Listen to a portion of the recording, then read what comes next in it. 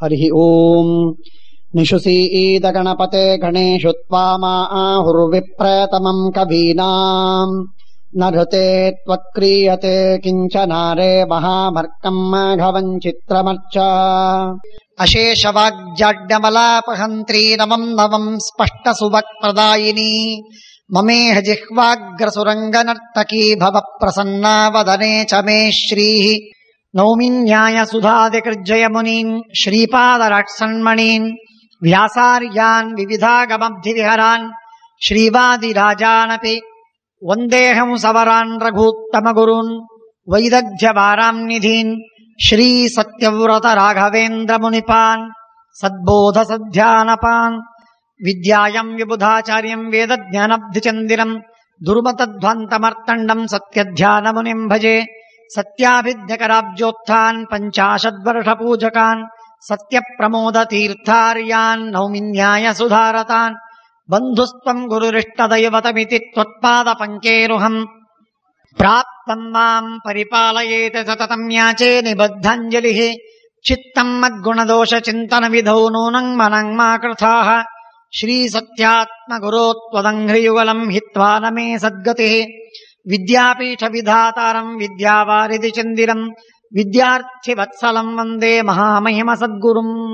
ಮಹತ್ವಾದ್ ಭಾರವತ್ವಾಚ್ಚ ಮಹಾಭಾರತ ಮುಚ್ಯತೆ ನಿರುಕ್ತಮಸ್ಯ ಯೋ ವೇದ ಅಪೈಃ ಪ್ರಮುಚ್ಯತೆ.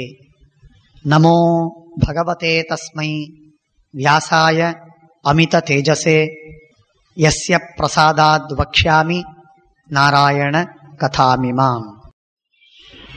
ಪಾಂಡವರು ಇಂದ್ರಪ್ರಸ್ಥದಲ್ಲಿ ವೇದವ್ಯಾಸ, ಕೃಷ್ಣ ಮುಂತಾದವರಿಂದ ಪಟ್ಟಾಭಿಷಿಕ್ತರಾಗಿ ವಿರಾಜಮಾನರಾಗಿದ್ದಾರೆ. ನಾರದರು ಬಂದು ಅವರ ಹತ್ತಿರ ದ್ರೌಪದಿಯ ಜೊತೆಗೆ ಇರುವ ಕ್ರಮವನ್ನು ಪ್ರತಿಯೊಬ್ಬರಿಗೆ ತಿಳಿಸಿಕೊಟ್ರು. ಆ ನಿಮಿತ್ತ ಮಾಡಿಕೊಂಡು ಒಂದು ಸಂದರ್ಭದಲ್ಲಿ ಆ ನಿಯಮವನ್ನು ಭಂಗ ಮಾಡಿದ್ದಕ್ಕಾಗಿ ಅರ್ಜುನ ತೀರ್ಥಯಾತ್ರೆಗೆ ಹೊರಟ. ತೀರ್ಥಯಾತ್ರೆಗೆ ಬ್ರಹ್ಮಚಾರಿಯಾಗಿ ಹೋಗಿದ್ದಾನೆ. ಆಗ ಮಧ್ಯದಲ್ಲಿ ಉಲೂಪಿ ಅನ್ನುವಂತಹ ನಾಗಕನ್ಯೆ ಆ ಅರ್ಜುನನನ್ನ ಕರೆದೊಯ್ದು ಪಾತಾಳಕ್ಕೆ ಒಯ್ದಿದ್ದಾಳೆ. ಆಗ ಆ ಉಲೂಪಿಯ ಜೊತೆಗೆ ವಿವಾಹವಾಗಿದ್ದಾನೆ. ಬಭ್ರುವಾಹನ ಅಲ್ಲಿ ಹುಟ್ಟಿದ. ಮುಂದೆ ಸಂಚಾರ ಮಾಡ್ತಾ ದಕ್ಷಿಣದಲ್ಲಿ ಬಂದಾಗ ದಕ್ಷಿಣದಲ್ಲಿರುವಂತಹ 5 ತೀರ್ಥಗಳು, ಆ ತೀರ್ಥಗಳಲ್ಲಿ ಸ್ನಾನ ಮಾಡುವ ಸಂದರ್ಭ. ಆಗ 5 ಮೊಸಳೆಗಳು ಅವನನ್ನು ಹಿಡಿದಿವೆ. ಅದನ್ನು ಕಿತ್ತಿ ಮೇಲಕ್ಕೆ ಎಸೆದಾಗ ಅದು ಕನ್ನಿಕೆಯಾಗಿವೆ, ಅಪ್ಸರೆಯರಾಗಿದ್ದಾರೆ. ಅವರ ಉದ್ಧಾರವನ್ನು ಮಾಡಿ ಮುಂದಕ್ಕೆ ಬಂದ. ಚಿತ್ರವಾಹನ ಎಂಬಂತಹ ಒಬ್ಬ ರಾಜ, ಅವನ ಮಗಳು ಚಿತ್ರಾಂಗದ, ಅವಳನ್ನ ವಿವಾಹವಾಗಿ ಅಲ್ಲಿ ಬಭ್ರುವಾಹನ ಎಂಬ ಇರಾವಾನ್ ಎಂಬ ಮಗನನ್ನ ಉಲೂಪಿಯಲ್ಲಿ ಪಡೆದರೆ, ಚಿತ್ರಾಂಗದನಲ್ಲಿ ಬಭ್ರುವಾಹನ ಎಂಬ ಭಾರಿ ಪರಾಕ್ರಮಿಯಾದಂತಹ ಮಗನನ್ನ ಪಡೆದ. ಹೀಗೆ ಇಷ್ಟು ಮಾಡಿಕೊಂಡು ಪ್ರಭಾಸಕ್ಕೆ ಬಂದಿದ್ದಾನೆ. ಸಮಗ್ರವಾಗಿರತಕ್ಕಂತಹ ಭಾರತದ ಖಂಡದ ಪೂರ್ಣವಾದ ಪ್ರದಕ್ಷಿಣೆಯನ್ನು ಹಾಕಿಕೊಂಡು ಉತ್ತರದಿಂದ ಹೊರಟ, ಪೂರ್ವಕ್ಕೆ ಹೋದ, ದಕ್ಷಿಣಕ್ಕೆ ತಲುಪಿದ, ಪಶ್ಚಿಮಕ್ಕೆ ಬಂದ, ಗೋಕರ್ಣದ ದಾರಿಯಿಂದ ಕೊಂಕಣದಿಂದ ಬಂದಿದ್ದಾನೆ. ಪ್ರಭಾಸ ಕ್ಷೇತ್ರಕ್ಕೆ ಬಂದಿದ್ದಾನೆ. ಪ್ರಭಾಸ ಕ್ಷೇತ್ರಕ್ಕೆ ಬಂದು ಅಲ್ಲಿ ಇದ್ದಾಗ ಆಗ ಪರಮಾತ್ಮ ಅರ್ಜುನ ಮನಸ್ಸಿನಲ್ಲಿ ಆಲೋಚನೆ ಮಾಡ್ತಾ ಇದ್ದಾನೆ. ಕೃಷ್ಣನ ತಂಗಿ ಸುಭದ್ರೆ ಬಹಳ ಉತ್ತಮಳು, ಬಹಳ ಗುಣವಂತಿ, ರೂಪವಂತಿ ಅಂತ ಕೇಳಿದ್ದೇನೆ. ಅವಳ ವಿವಾಹವನ್ನು ನಾನು ಮಾಡಿಕೊಳ್ಳಬೇಕು ಅಂತ ಅವನ ಮನಸ್ಸಲ್ಲಿ ಬಂದಿದೆ. ಸಮುದ್ರೇ ಪಶ್ಚಿಮೇಯಾನಿ ತೀರ್ಥಾನ್ಯಾಯತನಾನಿ ಚ. ಪಶ್ಚಿಮ ಸಮುದ್ರದ ದಂಡೆಗುಂಟ ಎಷ್ಟೆಷ್ಟು ತೀರ್ಥಗಳು, ಕ್ಷೇತ್ರಗಳಿವೆಯೋ ಅಲ್ಲೆಲ್ಲ ಕಡೆಗೆ ಸ್ನಾನವನ್ನು ಮಾಡ್ತಾ ಬರ್ತಾ ಇದ್ದಾನೆ. ಸುಭದ್ರೆಯ ನೆನಪಾಗಿ ಅವನು ಉಪಾಯವೇನು ಅಂತ ವಿಚಾರ ಮಾಡಿದ. ಉಪಾಯವೇನು ಅಂತ ವಿಚಾರ ಮಾಡಿ ಸುಭದ್ರೆಯನ್ನ ಮದುವೆಯಾಗುವುದಕ್ಕಾಗಿ ಸನ್ಯಾಸಿಯ ವೇಷವನ್ನು ಹಾಕಿಕೊಂಡ. ಇದು ನೋಡಿ ಎಂಥ ವಿಚಿತ್ರವಾದದ್ದು, ವಿಪರ್ಯಾಸ. ಮದುವೆಯಾಗೋದಕ್ಕೆ ಸನ್ಯಾಸಿಯ ವೇಷವನ್ನು ಹಾಕೋಬೇಕೇನು? ಸನ್ಯಾಸಿಯ ವೇಷವನ್ನು ಹಾಕಿಕೊಂಡು ಮದುವೆಗೆ ಸಿದ್ಧನಾಗಿದ್ದಾನೆ.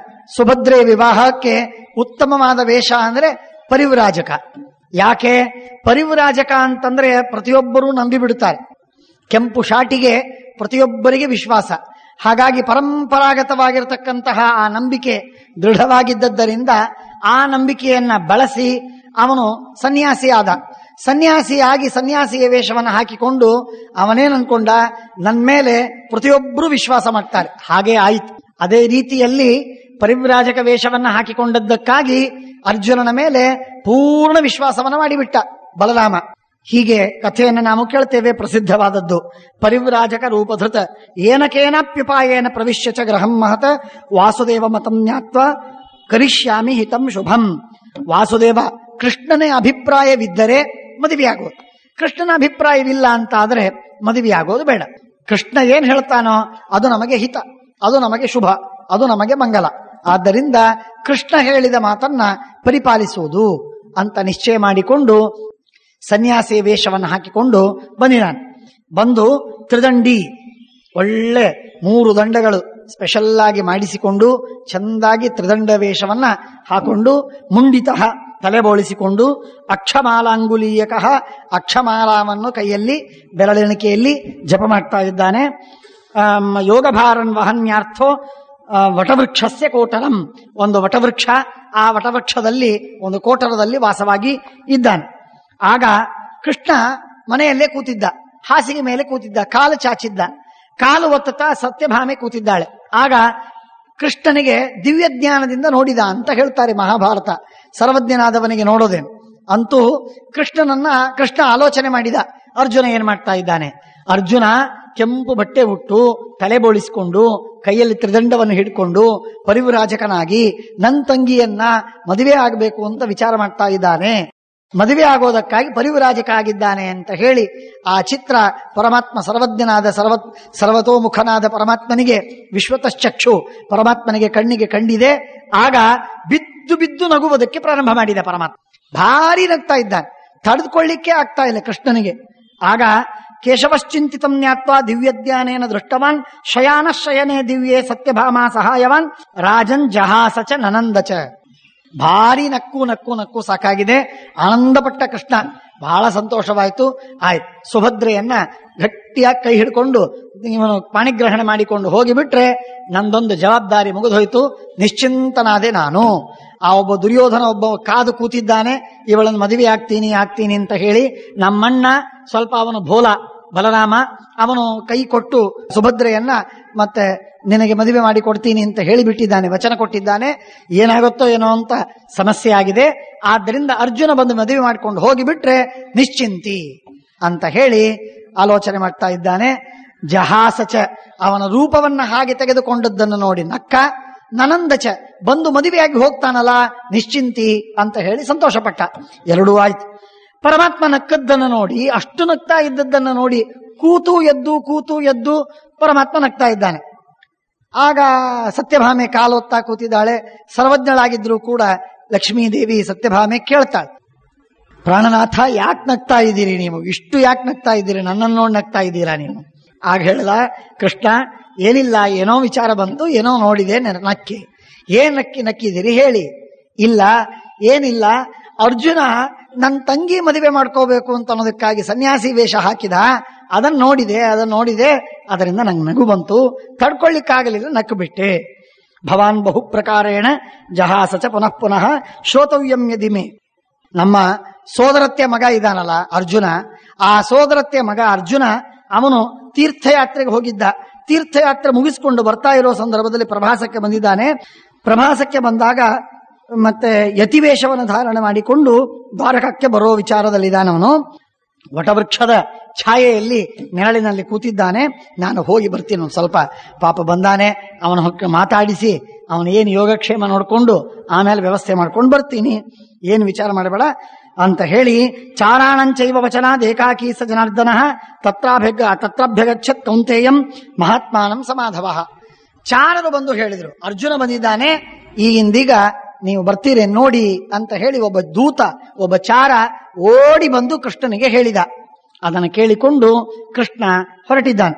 ಕೃಷ್ಣ ಹೋಗಿ ಆ ಅರ್ಜುನ ಇದ್ದ ಪ್ರದೇಶಕ್ಕೆ ಆ ಗಿಡದ ಅಡಿಯಲ್ಲಿ ಪರಮಾತ್ಮ ಬಂದ. ಅರ್ಜುನನು ಬಂದಿದ್ದಾನೆ. ಅರ್ಜುನ ಇವರಿಬ್ಬರು ಗಟ್ಟಿಯಾಗಿ ಆಲಿಂಗನ ಮಾಡಿಕೊಂಡು, ಯಾರು ಇರಲಿಲ್ಲ, ಏಕಾಂತವಿತ್ತು. ಬಹಳ ಆನಂದವಾಗಿದೆ, ಅತ್ಯಂತ ಸಂತೋಷವಾಗಿದೆ. ಎಷ್ಟೋ ದಿನಗಳಾಗಿ ಹೋಗಿತ್ತೀಗ, ಇಷ್ಟೊತ್ತಿಗೆ ಸುಮಾರು 1.5 ವರ್ಷ ಆಗಿದೆ. ಆದ್ದರಿಂದ ಆಸ್ತಾಂ ಚರ್ಯಾಂ ಪರಿಪ್ರಚ್ಛತ, ಇದು ಏನಿದೆ ಮಹಾರಾಯ, ಏನಿದು ವೇಷ, ಸನ್ಯಾಸಿ ಯಾಕಾಗಿಯೋ ನೀನು ಅಂತ ಹೇಳಿ ಕೃಷ್ಣ ತಮಾಷೆ ಮಾಡ್ತಾನೆ. ಕಿಮರ್ಥಂ ಪಾಂಡವೀತಾನಿ ತೀರ್ಥಾನ್ಯ ಅನುಚರಸ್ಯಥ, ಇಷ್ಟೆಲ್ಲ ತೀರ್ಥಕ್ಷೇತ್ರಗಳನ್ನ ಸಂಚಾರ ಮಾಡಿ ಬಂದಿ, ಏನ್ ಕಾರಣ, ಏನ್ ಲಾಭ, ಏನ್ ಪ್ರಯೋಜನವೇನು ಅಂತ ಕೇಳಿದಾಗ ಆಗ ಹೇಳಿದ, ಹೀಗೆಲ್ಲ ನಮ್ಮದು ನಿಯಮ ಆಗಿತ್ತು, ನೀನ್ ಹೇಳಿದ್ದಿ ನಾರದರು ಬರ್ತಾರೆ, ನಾರದರು ಹೇಳಿದಂತೆ ನೀನು ನಡ್ಕೋಬೇಕು ಅಂತ ನೀನು ಹೇಳಿದ್ದಿ, ಅದಕ್ಕೆ ತಕ್ಕಂತೆ ನಾನು ಅಲ್ಲಿ ನಾರದರು ಹೇಳಿದ್ದಕ್ಕೆ ತಕ್ಕಂತೆ ನಿಯಮವನ್ನು ಮಾಡಿಕೊಂಡ್ವಿ. ಆ ನಿಯಮ ಭಂಗವಾಯಿತು ಅಂತ ಅನ್ನೋದಕ್ಕಾಗಿ ತೀರ್ಥಕ್ಷೇತ್ರಗಳಿಗೆ ಬರುವುದು ಅಂತ ನಾನು ನಿಶ್ಚಯ ಮಾಡಿಕೊಂಡು ಎಲ್ಲ ಕಡೆಗೆ ಬಂದಿದ್ದೇನೆ. ಈಗ ರೈವತ ಪರ್ವತಕ್ಕೆ ಬರ್ತಾ ಇದ್ದೀನಿ.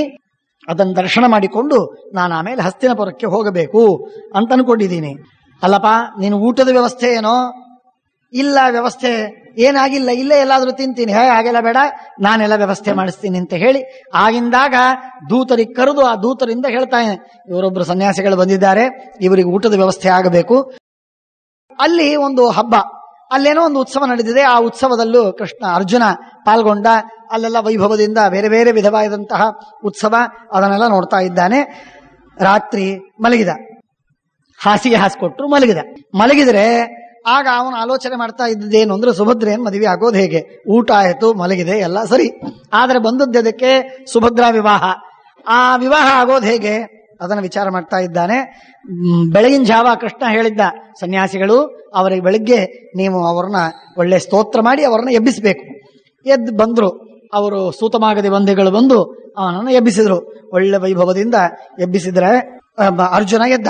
ಇಷ್ಟಾಗಿ ಅರ್ಜುನ ಇಷ್ಟು ಒಂದೇ ಒಂದು ದಿನಕ್ಕಾಗಿ ಅರ್ಜುನನ ಭೇಟಿಗಾಗಿ ಕೃಷ್ಣ ಹೋದ. ತಿರುಗಿ ಬಂದ್ರೆ ದ್ವಾರಕಾಪಟ್ಟಣದಲ್ಲಿರತಕ್ಕ ಎಲ್ಲ ಜನರೂ ಕೂಡ ಆ ಕೃಷ್ಣನ ದರ್ಶನಕ್ಕೆ ಕಾತರರಾಗಿ ನಿಂತುಕೊಂಡು ಮನೆ ಮೇಲೆ ಮಾಳಿಗೆ ಮೇಲೆ ನಿಂತುಕೊಂಡು ಅವನ ದರ್ಶನ ಮಾಡಿಕೊಳ್ತಾರೆ. ಕೃಷ್ಣ ಎಷ್ಟು ಲೋಕಪ್ರಿಯ ಆಗಿದ್ದ ಅಂತ ಅನ್ನೋದನ್ನು ಹೇಳ್ತಾರೆ ಒಂದು ಮಾತು. ಕ್ಷಣಾರ್ಧಮಪಿ ವಾಷ್ಣೇಯ ಗೋವಿಂದ ವಿರಹ ಅಕ್ಷಮಾಹ. ಅರ್ಧ ಕ್ಷಣವೂ ಕೃಷ್ಣ ದೂರವಾಗುವಂತಿಲ್ಲ. ದೂರವಾದರೆ ಮತ್ತೊಮ್ಮೆ ಅವನನ್ನು ನೋಡಬೇಕು ಅಂತ ಅವರಿಗೆ ಆಸೆ. ಅಷ್ಟು ಪರಮಾತ್ಮನ ರೂಪವನ್ನ ದರ್ಶನ ಮಾಡಿಕೊಳ್ಳಬೇಕು ಅಂತ ನಮ್ಮ ಆಸೆ ಪ್ರತಿಯೊಬ್ಬರಿಗೆ ಬರಬೇಕು. ಆ ವಿಧವಾದ ರೂಪವನ್ನ ಕೃಷ್ಣ ತಾಳಿದ್ದ. ಕೌತೂಹಲ ಸಮಾವಿಷ್ಟಾ ಭೃಶಮುತ್ಪ್ರೇಕ್ಷ್ಯ ಸಂಸ್ಥಿತಾ. ಎಲ್ಲರಿಗೆ ಬಹಳ ಸಂತೋಷವಾಗಿದೆ, ಕೃಷ್ಣನ ದರ್ಶನವಾಯಿತು ಅಂತ ಹೇಳಿ ಆನಂದ ಪಟ್ಟಿದ್ದಾರೆ. ಬಂದ ಕೃಷ್ಣ ಮನೆಗೆ ಬಂದ. ಅಲ್ಲಿ ಸನ್ಯಾಸಿ ಅವನ ಉಪಚಾರಗಳೆಲ್ಲ ನಡೆದಿದೆ. ಎಷ್ಟೋ ದಿನಗಳವರೆಗೆ ಅಲ್ಲೇ ಇದ್ದಾನೆ. ರೈವತ ಪರ್ವತದಲ್ಲಿ ಉತ್ಸವ ನಡೀತಾ ಇದೆ. ಆ ಉತ್ಸವಕ್ಕಾಗಿ ಭೋಜ, ವೃಷ್ಣಿ, ಅಂಧಕ ಯಾದವರೆಲ್ಲರೂ ಕೂಡ ಹೋಗಿದ್ದಾರೆ. ಬೆಟ್ಟದ ಮೇಲೆ ಆ ವಿಧವಾದಂತಹದ್ದು. ಆಗ ಬಲರಾಮ ದೇವರು ಕೂಡ ಅನೇಕ ಗಂಧರ್ವರ ಜೊತೆಗೆ ಕೂಡಿಕೊಂಡು ಅಲ್ಲಿ ಇದ್ದಾರೆ. ದೊಡ್ಡದಾದಂತಹ ಉತ್ಸವ ಅಲ್ಲಿ ಮಾಡುವುದು ಅಂತ ನಿಶ್ಚಯವಾಗಿದೆ. ಆಗ ಪ್ರದ್ಯುಮ್ನ, ಸಾಂಬ ಇವರೆಲ್ಲರೂ ಕೂಡ ಬಲರಾಮ ದೇವರ ಜೊತೆಗೆ ಅಲ್ಲಿ ಹೋಗಿದ್ದಾರೆ. ಈ ಕಡೆಗೆ ಉಳಿದವರು ಯಾರು ಕೆಲವರು ಮಾತ್ರ ಉಳಿದಿದ್ದಾರೆ. ಆ ಕೆಲವರಿಗೆ ಮಾತ್ರ ಕೃಷ್ಣ ಸುದ್ದಿ ಹೇಳಿದ, ಅರ್ಜುನ ಬಂದಿದ್ದಾನೆ, ಇಲ್ಲಿ ಬರೋನಿದ್ದಾನೆ, ಅವನು ಸ್ವಲ್ಪ ಕಾರ್ಯಕ್ರಮ ಇದೆ, ನೀವು ಇಲ್ಲೇ ಇರ್ರಿ, ನೀವ್ಯಾರು ಹೋಗ್ಬೇಡಿ ಅಂತ ಹೇಳಿ ಪರಮಾತ್ಮ ಕೃಷ್ಣ ಒಂದು 4-6 ಜನರಿಗೆ ಮಾತ್ರ ಹೇಳಿದ ಸುದ್ದಿ ಹೇಳಿ ಅವರನ್ನು ಉಳಿಸಿದ. ಉಳಿದೆಲ್ಲ ಯಾದವರನ್ನು ಹೊತ್ತಾಕಿದ. ನೀವೆಲ್ಲ ಹೋಗಿ ಅಲ್ಲಿ ಉತ್ಸವ, ದೊಡ್ಡ ಉತ್ಸವ, ತಪ್ಪಿಸ್ತಾರೇನು, ಹೋಗ್ಬೇಕು ಅಂತ ಹೇಳಿ ಹುರುಪು ತುಂಬಿ ಪ್ರತಿಯೊಬ್ಬರನ್ನು ಕೊಟ್ಕಳಿಸಿದ. ಎಲ್ಲರನ್ನೂ ಕೊಟ್ಕಳಿಸಿದ. ಎಲ್ಲರೂ ಹೋದರು.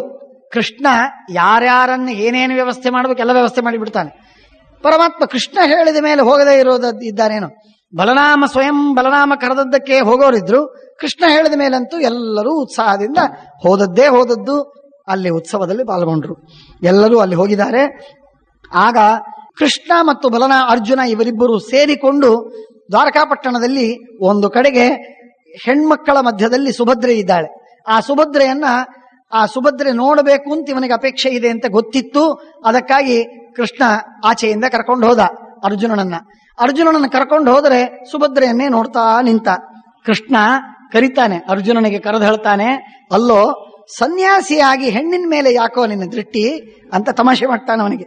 ವನೇಚರಸ್ಯ ಕಿಮಿದಂ ಕಾಮೇನ ಆಲೋಡ್ಯತೆ ಮನಃ ಅಂತ ಹೇಳಿದಾಗ, ಅವಳ ನನ್ನ ತಂಗಿ ಸುಭದ್ರ, ಅವಳನ್ನು ಮದುವೆ ಆಗಬೇಕು ಅಂತ ನಿನಗೆ ಅಪೇಕ್ಷೆ ಇದೆಯಲ್ಲ, ಎಲ್ಲ ವ್ಯವಸ್ಥೆ ಮಾಡ್ತೀನಿ, ಏನು ಚಿಂತೆ ಮಾಡಬೇಡ ಅಂತ ಹೇಳಿ ಎಲ್ಲ ವ್ಯವಸ್ಥೆಯನ್ನ ಮಾಡುವುದಕ್ಕೆ ನಿಶ್ಚಯ ಮಾಡಿದ. ಆದರೆ ನೋಡು ಒಂದು ವಿಷಯ, ಸ್ವಯಂವರ ಮಾಡಿದರೆ ಏನಾಗತ್ತೆ ಹೇಳಿಕ್ ಬರುವುದಿಲ್ಲ.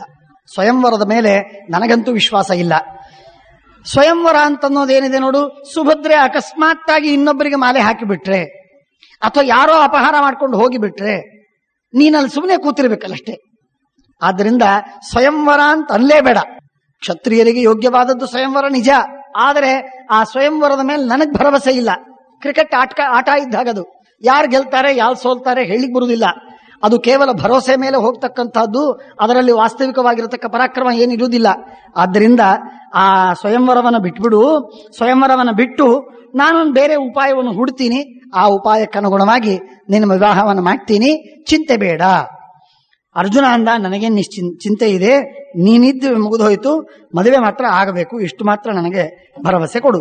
ಧರ್ಮರಾಜಾಯ ತತ್ಸರ್ವಂ ಇಂದ್ರಪ್ರಸ್ಥಗತಾಯ ವೈ. ಆಗ ಸರಿ, ಸುಭದ್ರೆಯನ್ನು ಕೊಟ್ಟು ಮದುವೆಯಾಗಬೇಕು ಅಂತ ನಿಶ್ಚಯವಾದರೆ ಅದಕ್ಕೆ ಒಪ್ಪಿಗೆ ಬೇಕಲ್ಲ. ಈಗ ಹಿರಿಯರಿದ್ದಾರೆ, ಧರ್ಮರಾಜ ಭೀಮ ಇಬ್ಬರು ಅಣ್ಣಂದ್ರಿದ್ದಾಗ ಅವರಿಬ್ಬರಿಗೆ ಹೇಳದೆ ಸುದ್ದಿಯನ್ನ ಹೇಳಿದೆಯೇ ಈ ರೀತಿಯಾಗಿ ಹೆಣ್ಣು ಅಪಹಾರ ಮಾಡೋದಾಗಲಿ ವಿವಾಹವನ್ನು ಮಾಡೋದಾಗಲಿ ಮಾಡಿದರೆ ಆಗ ಕೃಷ್ಣ ತಪ್ಪಿತಸ್ಥ ಅಂತ ಆಗ್ತದೆ. ಆದ್ದರಿಂದ ಕೃಷ್ಣ ಅಷ್ಟಕ್ಕೂ ತಯಾರಿಲ್ಲ. ಕೃಷ್ಣ ಅಂದ, ಒಂದು ಉಪಾಯ ಮಾಡೋಣ, ಒಬ್ಬರನ್ನು ದೂತರನ್ನು ಕೊಟ್ಟು ಕಳಿಸೋಣ ಅಂತ ಹೇಳಿ ಆಗಿಂದಾಗ ಒಬ್ಬ ದೂತರನ್ನು ಕೊಟ್ಟು ಕಳಿಸಿದ ಧರ್ಮರಾಜ ಭೀಮ ಇಬ್ಬರಿಗೂ. ಏನದು ಸುದ್ದಿ ಅಂತಂದ್ರೆ, ಅರ್ಜುನನಿಗೆ ನನ್ನ ತಂಗಿಯಾದಂತಹ ಸುಭದ್ರೆಯನ್ನು ವಿವಾಹ ಮಾಡಿ ಕೊಡೋದಿದೆ, ಆದ್ದರಿಂದ ನಿಮ್ಮ ಒಪ್ಪಿಗೆ ಇದ್ರೆ ಹೇಳಿ. ಆಗ ಧರ್ಮರಾಜ ಬಹಳ ಸಂತೋಷ ಅಂತ ಹೇಳಿ ಕಳಿಸಿದ, ಅವಶ್ಯವಾಗಲಿ ಅಂತ ಹೇಳಿ ಕಳಿಸಿದ. ಭೀಮಸೇನ್ ದೇವರು ಪರಮಾನಂದ ಭರಿತರಾದ. ಕೃಷ್ಣನ್ ತಂಗಿಯನ್ನ ನನ್ನ ತಮ್ಮ ಮದುವೆ ಆಗ್ತಾನೆ ಅಂದ್ರೆ ಇದಕ್ಕಿಂತಲೂ ಹೆಚ್ಚಿನ ಭಾಗ್ಯ ಏನು, ಅವಶ್ಯವಾಗಲಿ ಅಂತ ಹೇಳು ಅಂತ ಹೇಳಿ ಭೀಮಸೇನ್ ದೇವರು ಹೇಳಿ ಕಳಿಸ್ತಾರೆ. ನೋಡ್ರಿ, ಭೀಮಸೇನಸ್ತು ಅಚ್ಯುತ್ವ ಕೃತಕೃತ್ಯಂ ಸ್ಮ ಮನ್ಯತೆ. ಕೃತಕೃತ್ಯನಾದೆ ನಾನು, ನನ್ನ ತಮ್ಮ ಭೀಮನ್ ತಂಗಿನ ಮದುವೆ, ಕೃಷ್ಣನ್ ತಂಗಿನ ಮದುವೆ ಆಗ್ತಾನೆ ಅಂತಂದ್ರೆ ಇದಕ್ಕಿಂತಲೂ ದೊಡ್ಡ ವೈಭವ ಭಾಗ್ಯ ಮತ್ತೊಂದಿಲ್ಲ, ಅವಶ್ಯವಾಗಲಿ ಅಂತ ಹೇಳಿ ಅವರು ಹೇಳಿ ಕಳಿಸಿದಾನೆ. ಅವನು ಸುದ್ದಿ ತೆಗೆದುಕೊಂಡು ದ್ವಾರಕೆಗೆ ಬಂದ. ನೋಡಿ, ವ್ಯವಸ್ಥೆ ಎಷ್ಟು ಚೆನ್ನಾಗಿದೆ. ಯಾರಿಗೆ ಕಣ್ ತಪ್ಪಿಸ್ಬೇಕೇ ಹೊರತು ಯಾರು ಯೋಗ್ಯರೋ ಅವರಿಗೆಲ್ಲ ಕಣ್ ತಪ್ಪಿಸಬಾರದು. ಇದನ್ನು ಪರಮಾತ್ಮ ತೋರಿಸ್ತಾ ಇದ್ದಾನೆ. ಆ ರೀತಿಯಾಗಿ ಇಲ್ಲಿ ಬಂದ್ರು, ಎಲ್ಲ ಆಯ್ತು. ಇಷ್ಟಾದ ಮೇಲೆ ಇನ್ನು ಈ ಪಕ್ಷದಲ್ಲಿ ಹಿರಿಯರು ಬೇಕಲ್ಲ ಕೊಡೋದಕ್ಕೆ. ಅದಕ್ಕೆ ಸಾಕ್ಷಾತ್ತಾಗಿ ಇಂದ್ರ ಮತ್ತು ಶಚಿ ಇವರಿಬ್ಬರನ್ನ ಕರೆಸಿದ್ದಾನೆ. ವಸುದೇವ ದೇವಕಿ ಅವರಿಬ್ಬರೂ ಅಲ್ಲೇ ಇದ್ದಾರೆ. ಅವರಿದ್ರು ಶಿಲಾತಲೆ ಪುನಶ್ಚಿಂತಯಾನ. ಆಮೇಲೆ ಅರ್ಜುನ ಒಂದ್ ಕಡೆಗೆ ಹೋಗಿ ಒಂದ್ ಕಡೆ ಕೂತಿದ್ದಾನೆ, ಬಂಡೆ ಮೇಲೆ ಕೂತ್ಕೊಂಡು ನೋಡ್ತಾ ಇದ್ದಾನೆ. ವಿಚಾರ ಮಾಡಿದ್ರೆ ಅವನಿಗೆ ಮತ್ತೊಂದು ವಿಚಾರವೇ ಬರ್ತಾ ಇಲ್ಲ, ಸುಭದ್ರೆಯ ಚಿತ್ರವೇ ಕಣ್ಮುಂದೆ. ಆಮೇಲೆ ಅವನು ಅಲ್ಲಿ ಇಲ್ಲಿ ತನ್ನ ಆನ್ನಿಕವನ್ನು ಮಾಡ್ತಾ ಇದ್ದಾನೆ. ಆನ್ನಿಕವನ್ನು ಮಾಡ್ತಾ ಇರುವ ಯತಿಯ ವೇಷವನ್ನ ಕಂಡು ಬಲನಾಮಾದಿಗಳು ನೋಡಿದ್ರು. ಓ, ಎಂಥ ತೇಜಸ್ವಿ, ಎಂಥ ಕಳೆ ಇದೆ ಮುಖದ ಮೇಲೆ, ಏನ್ ಜ್ಞಾನ, ಏನ್ ಯೋಗ್ಯತೆ, ಎಂಥ ಸಾಮರ್ಥ್ಯ, ಮಹಾ ತಪಸ್ಸುಗಳು ಅಂತ ಕಾಣ್ತಾರೆ. ಆದ್ದರಿಂದ ಇವರನ್ನು ಕರ್ಕೊಂಡು ಬಂದು ನಮ್ಮಲ್ಲಿ ವಿಶೇಷವಾಗಿ ಸತ್ಕಾರ ಮಾಡಬೇಕು. ಯತಿಗಳು ಸುಲಭವಾಗಿ ಸಿಗುವುದಿಲ್ಲ, ಅವ್ರನ್ನ ಸತ್ಕಾರ ಮಾಡಬೇಕು ಅಂತ ಹೇಳಿ ಬಲನಾಮದೇವರು ಹೋಗಿ ಅವರ ಸಾಷ್ಟಾಂಗ ನಮಸ್ಕಾರ ಹಾಕಿ 2 ಕಾಯಿ ಇಟ್ಟು ನಮ್ಮನೆಗೆ ಬರಬೇಕು ಅಂತ ಕರೆದ್ರು. ಆಗ ಆಕಾರಂ ಗೂಹಮಾನಸ್ತು ಕುಶಲ ಪ್ರಶ್ನಮಬ್ರವಿ.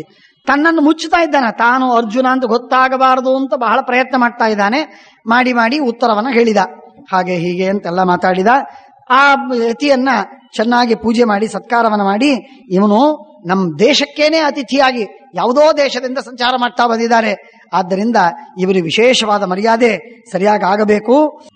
ಅಷ್ಟೊತ್ತಿಗೆ ಅರ್ಜುನ, ಬಲರಾಮ, ಪ್ರದ್ಯುಮ್ನ, ಸಾಂಬ ಇವರೆಲ್ಲರೂ ಕೂಡಿಕೊಂಡು ಆ ಯತಿಯ ಸತ್ಕಾರವನ್ನು ಮಾಡ್ತಾ ಇದ್ದಾರೆ. ಮಾಡ್ತಾ ಇರೋ ಸಂದರ್ಭದಲ್ಲಿ ಕೃಷ್ಣ ಬಂದ, ದೂರಿಂದ ನಗನಗತಾ ಬಂದ. ಪರಮಾತ್ಮ ಬರ್ತಾ ಇದ್ರೆ, ಏ ಕೃಷ್ಣ ಬಾ ಇಲ್ಲಿ ಅಂತ ಕರೀತಾನೆ ಅವನನ್ನ. ಕೃಷ್ಣ ಅಂದ, ಏನಿದೆ, ಏನ್ ಗುಂಪು ಕಟ್ಟಿದ್ದೀರಲ್ಲ, ಯಾರಿದ್ದಾರೆ ಅಲ್ಲಿ?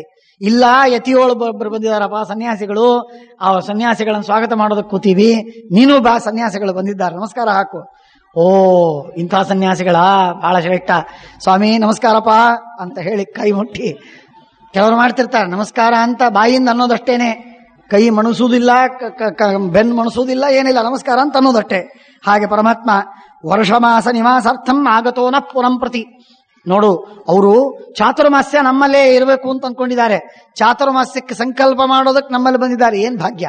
ಕರೆದ್ರು ಬರ್ತಾರೆ ಯತಿಗಳಿಂದಾದ್ರು, ಕರೆದ್ರು ಬರುವುದಿಲ್ಲ, ಕರೀದೇ ಬಂದಿದ್ದಾರೆ, ಸ್ವಾಗತ ಮಾಡಬೇಕು ವಿಶೇಷವಾಗಿ.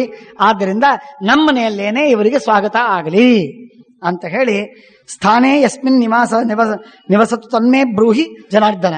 ನೋಡಿ, ಮೊದಲೇನಂತಾನೆ ಬಲನಾಮ ಅಂದ್ರೆ, ಬಲರಾಮ ಕೃಷ್ಣನಿಗೆ ಕೇಳ್ತಾನೆ, ಕೃಷ್ಣ ಈ ಯತಿಗಳು ಬಂದಿದ್ದಾರೆ, ಅವರು ಚಾತುರ್ಮಾಸ್ಯ ಇರ್ತಾರಂತ, ಎಲ್ಲಿರಬೇಕು ಇದನ್ನ ನೀನು ಹೇಳು. ಕೃಷ್ಣ ಅಂದ, ನಾನೇನು ಹೇಳ್ತೀನಿ, ನಾನ್ ಪರಾಧೀನ, ನೀನು ಅಣ್ಣ, ನೀನು ಎಲ್ಲಿ ಹೇಳ್ತೀಯೋ ಅಲ್ಲಿ ನಾನು ಹ್ಞೂ ಅಂತ ಅನ್ನೋನಷ್ಟೇ. ನಾನು ಎಸ್ ಮ್ಯಾನ್, ನನಗೇನು ಸ್ವಾತಂತ್ರ್ಯ ಇಲ್ಲ. ನೀನೇನು ಹೇಳ್ತೀಯ ಅಣ್ಣ, ನೀನು ಹಿರಿಯರು ಹೇಳಿದ್ದು ಮಾತು ಎಂದಾದ್ರೂ ಮೀರೋದುಂಟೆ? ಸಾಧ್ಯವೇ ಇಲ್ಲ. ಆದ್ರಿಂದ ನೀನೇನು ಹೇಳ್ತೀಯೋ ಅದನ್ನು ನಾನು ನಡೆಸ್ಕೊಡೋನಷ್ಟೇ, ಹೇಳೋದು ಗೀಳೋದೆಲ್ಲ ನಿಂದು. ನೋಡಿ, ಅಂದ್ರೆ ಪರಮಾತ್ಮ ಸಿಕ್ಕಿಸಿ ಹಾಕಬೇಕು, ತಾನು ಎಂದೆಂದಿಗೂ ಕೆಟ್ಟ ಹೆಸರು ತೆಗೆದುಕೊಳ್ಳೋದಕ್ಕೆ ತಯಾರಿಲ್ಲ ಪರಮಾತ್ಮ.